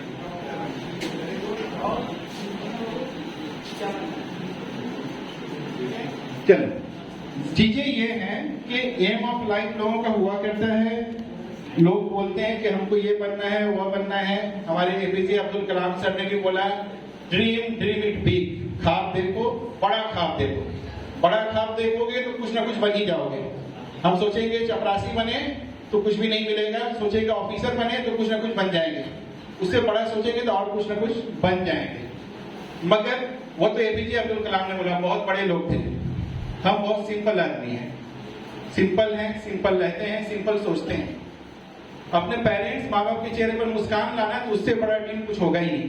और उस ड्रीम के अंदर आपकी सभी चीज छुपा हुआ है। क्योंकि हम जो भी तरक्की पाते हैं, 10th क्लास पास करते हैं, 12th पास करते हैं, ग्रेजुएशन पास करते हैं, अपने माँ बाप के लिए स्टार हम हैं। आज तुम लोग को कंपटीशन से रिलेटेड, कंपटीशन के बारे में एक वर्ड बता दें। जैसे यहाँ पर सर ने बोला LLB रिलेटेड बहुत सारी चीजें बोली गई, कुछ लोग वोकेशनल ट्रेनिंग के मतलब बोले, कुछ लोग मोटिवेशनल बातें बोले। कंपटीशन का जो लाइन है, मैं जिस लाइन का उसी लाइन में बोलना बेटर होगा। कंपटीशन का लाइन ऐसा है, इसके लिए एक मुहावरा है, प्रोवर्ब है, jack of all trades master of none. Competition के लिए आपको कोई चीज का मास्टर नहीं होना है। अगर आपको लॉयर, एडवोकेट बनना है तो आपको LLB करना पड़ेगा। आपको ऑडिट एंड अकाउंट्स में जानना है तो आपको कॉमर्स, CA वगैरह ये सब करना पड़ेगा। मगर कंपटीशन में जो लोग आते हैं वह जनरल लोग जाते हैं, क्योंकि आप बहुत अच्छा किसी चीज में, सब्जेक्ट में ये किए तो वह आप उस सब्जेक्ट में या तो रिसर्च में जाइएगा, आप उसमें प्रोफेसर बनिएगा, जो भी बनिएगा। मगर कंपटीशन में कौन लोग आते हैं? चिन्हों का कुछ भी नहीं, चलो ग्रेजुएशन हो गया, हमको क्या करना है, कंपटीशन में जाना है। और इसके लिए ये नहीं जरूरी है कि हमको हर एक सब्जेक्ट में महारत हासिल करना पड़ेगा। इसीलिए बोला कि जैक ऑफ ऑल ट्रेड्स होने से भी काम चलेगा। सभी का थोड़ा थोड़ा नॉलेज होना चाहिए। थोड़ा सा मैथ जान लेंगे, थोड़ा रीजनिंग जान लेंगे, थोड़ा इंग्लिश जान लेंगे, थोड़ा सा जनरल स्टडीज जान लेंगे, सभी का थोड़ा बहुत नॉलेज रहेगा, हम लोग कामयाबी हासिल कर ही लेंगे।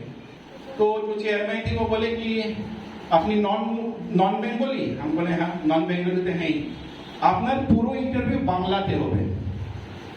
शॉक्ड, 5 लोगों का बैठा हुआ है, आपने पूरा इंटरव्यू बांग्लाते हो गया। हम तो गए हैं सब अंग्रेजी में तैयार करके, ठीक है। अब एंथ्रोपोलॉजी मेरा सब्जेक्ट है, कुछ एंथ्रोपोलॉजी डेफिनेशन, अब हमको अंग्रेजी में हम लोग लिखा है, अंग्रेजी आपको उसको भी बांग्ला में करके देना है। WBCS কেন জয়েন করতে চাইছেন, हम बोलेंगे এখানে উন্নতি করার স্কোপ আছে। वो बोली আপনাকে तो বলেছি বাংলায় বলুন, স্কোপ কেন বললেন, স্কোপ तो बांग्ला वर्ड नहीं, अंग्रेजी वर्ड। हम लोग का बांग्ला क्या होता है, इंग्लिश और बांग्ला मिलाकर होता है, मिक्स के लोग समझ जाते हैं। अब वो जहां जहां हम बोले थे वहां पर घेर रही थी, ऐसा हुआ।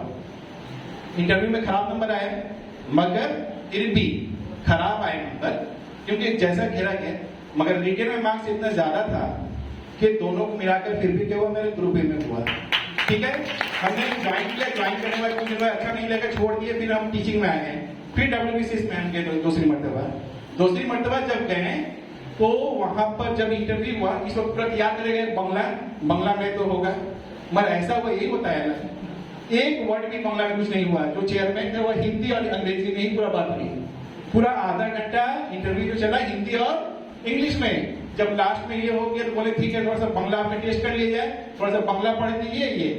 अब बोले तो उस वक्त इंटरव्यू में बहुत अच्छा मार्क्स आया।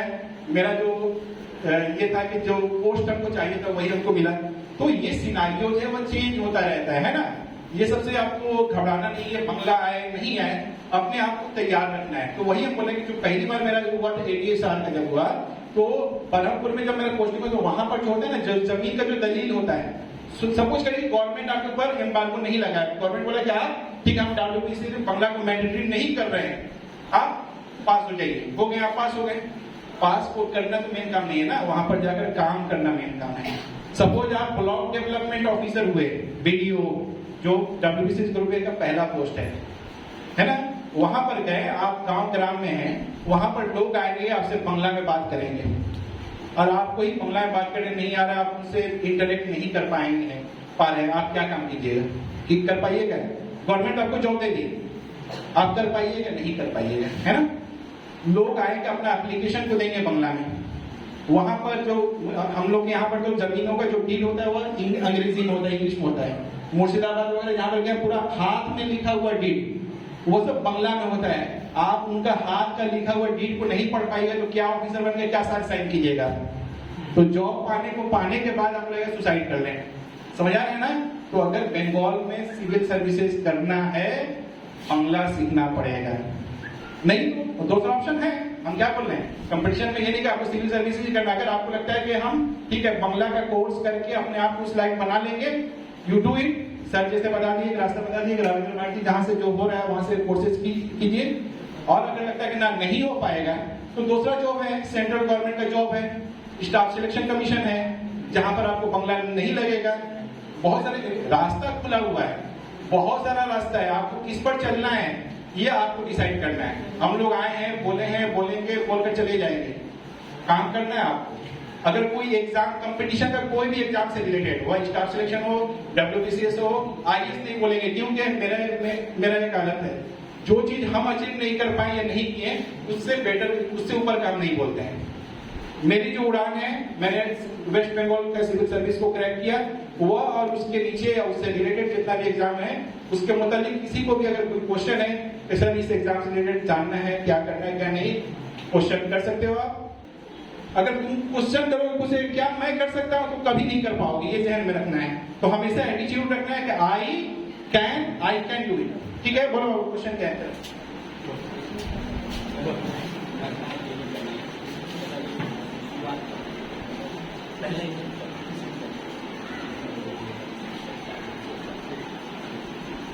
इसने क्वेश्चन किया कि सर हम लोग को कंपटीशन करना है मगर ये समझ नहीं आ रहा है कि स्टार्ट कहाँ से हम लोग करें।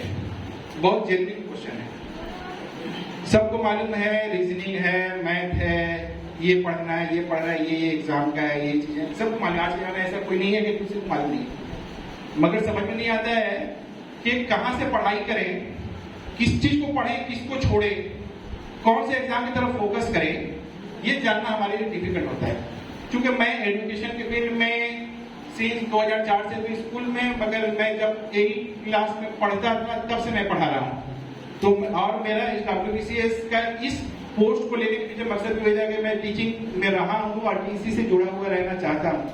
इसीलिए अभी भी अल्लाह करम से वह चीजों को जहां तक वो पाता है अपने इंडिविजुअल लेवल पर मैं देता आ रहा हूँ और कोशिश भी करूंगा। तो बच्चे ने पूछा कि सर कैसे ये करेंगे, कहाँ पर? तो एक चीज समझ लेना है, चीजों को मैंने लाइफ में जो समझा कि चीजों को लाइफ में बहुत सिंपल रखना पड़ेगा।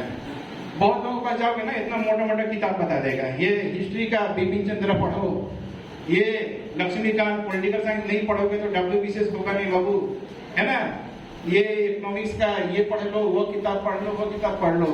मेरा एक ही है कि किताब कम पढ़ें, एक ही चीज को पढ़ें। जो एक राइटर ने भी बोला है ना कि 10 किताबों को एक बार पढ़ने से बेटर है कि एक किताब को 10 बार पढ़ो, है ना। तो मेरा भी वही फंडा है। वीकली बेसिस पर, मंथली बेसिस पर, जिस बेसिस पर हो, जो जिस इलाके में रहते हो, वो बहुत करामद होगा। तुम्हारा एफर्ट बटेगा। एक दूसरे का ये सोचोगे कि हम जो क्वेश्चन किए उसको बता देंगे तो मेरा नुकसान हो जाएगा, ये बेवकूफी है। हम लोग क्या करते थे, अलग अलग को हम एक बुक पढ़ रहे हैं, वो एक बुक पढ़ रहा है, हम लोग जब अपने में डिस्कशन करते थे उसका बहुत फायदा हुआ और हम लोगों ने बहुत जल्द जो एग्जाम किया क्रैक किया। एक फंडा दे दूं, क्योंकि मैं इस फील्ड में हूँ, पढ़ा रहा हूँ, सर लोग यहाँ पर जो लोग पढ़ाते हैं बहुत अच्छा, मगर एक फंडा, आज के जमाने में जमाना चेंज हो रहा है, जमाना चेंज हो रहा है। आज के जमाने में अगर ये बोला है कि ये बड़ा बड़ा बुक मोटा मोटा पढ़ने वाले पढ़ते हैं, और मैं तुमको सिंपल सस्ता में, चूंकि हम लोग जो पढ़ाई की ना, गरीब घर से आए ना हम लोग अमीरी वाला कोई ना इंस्टीट्यूट ज्वाइन किया, ना कोई बड़ा बड़ा किताब खरीदे, गरीबी में पढ़े, गरीबी में पढ़ कर निकाले। तो गरीबी का ही फंडा एक है कि आजकल का जो गरीब से गरीब उसके पास मोबाइल है और नेट है। तो जो भी सब्जेक्ट यहाँ पर पढ़ाया जाए IAS फाउंडेशन की तरफ से, नो डाउट फैकल्टी को हम देखते हैं, बहुत ही जबरदस्त फैकल्टी का यहाँ पर बंदोबस्त है। सर लोग जो भी पढ़ाएं, आप लोग एक काम करिए, मेरे तरफ से एक एडिशनल ये है कि जो भी चैप्टर पढ़ाया जाए, आप उस चैप्टर को सर्च कीजिए गूगल में सर्च कीजिए और उससे रिलेटेड जो MCQ क्वेश्चंस आया है उसको खंगालिए। वो क्या करेगा, सर जो पढ़ाए ना उसमें एडअप करेगा। क्योंकि एग्जाम जब आप जाइएगा ना, वो जो MCQ क्वेश्चन जो आप गूगल में किए ना, अभी कॉपी पेस्ट का जमाना हो रहा है। एग्जाम में क्वेश्चन हूबहू वहां कहीं निकाला हुआ रहता है। पहले जमाने में क्वेश्चन जो सेटल है ना, लिखते थे हाथ से, अभी कोई कुछ नहीं करता है, सब क्वेश्चन गूगल पे ही है, कहीं ना कहीं किसी न किसी लिंक में छुपा हुआ है। ये आपको कंपटीशन में तैयारी करने में और क्या होगा, मददगार साबित होगा। क्या पढ़ना है, क्या छोड़ना है, ये जानना बहुत जरूरी चीज है। तो वो भी समझ आएगा कैसे, एक चैप्टर जो भी पढ़ाया गया उसको स्टडी करो।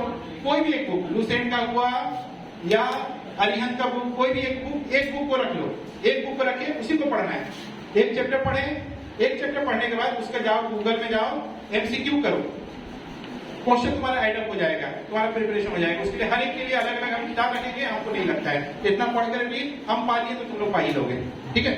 चलो, और कोई क्वेश्चन?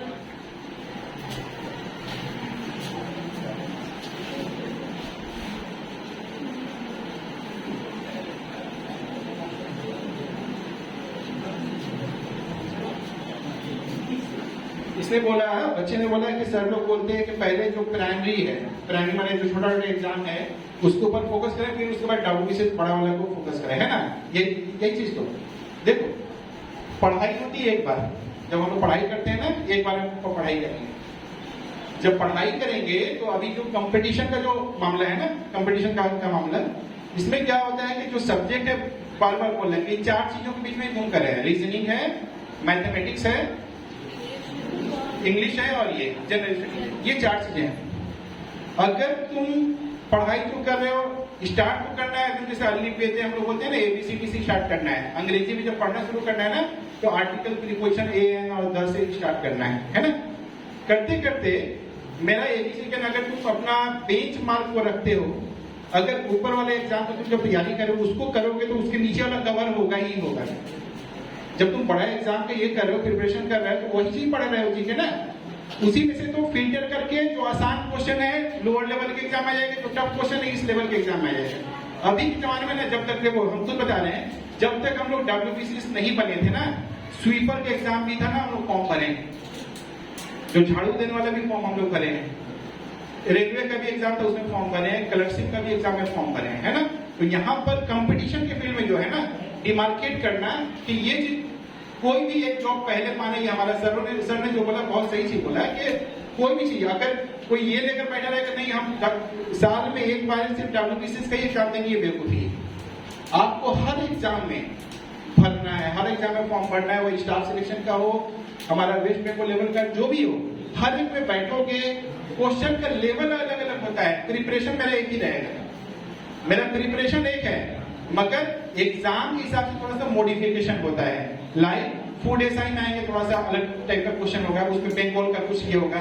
अगर स्टाफ सिलेक्शन में गया, थोड़ा सा मैथ मेरा फोकस रहेगा, तो एग्जाम का क्वेश्चन का पैटर्न चेंज होता है, सिलेबस वही रहता है, ठीक है ना। तो अगर हम लोग हायर सिलेबस को लेकर चले तो मेरा नीचे वाला क्या होगा, वो कवर होगा ही होगा। क्लियर है? पर तो कंफ्यूजन नहीं रखना है, बहुत सिंपल चीजें है ना। कंपटीशन बहुत आसान चीज है, सिंपल चीज है, फोकस रहना पड़ेगा, पेशेंस रखना पड़ेगा। बहुत लोग क्या होता है ना, 3 साल 4 साल पढ़े, नहीं हुआ, छोड़ दिए, घर का प्रेशर आया।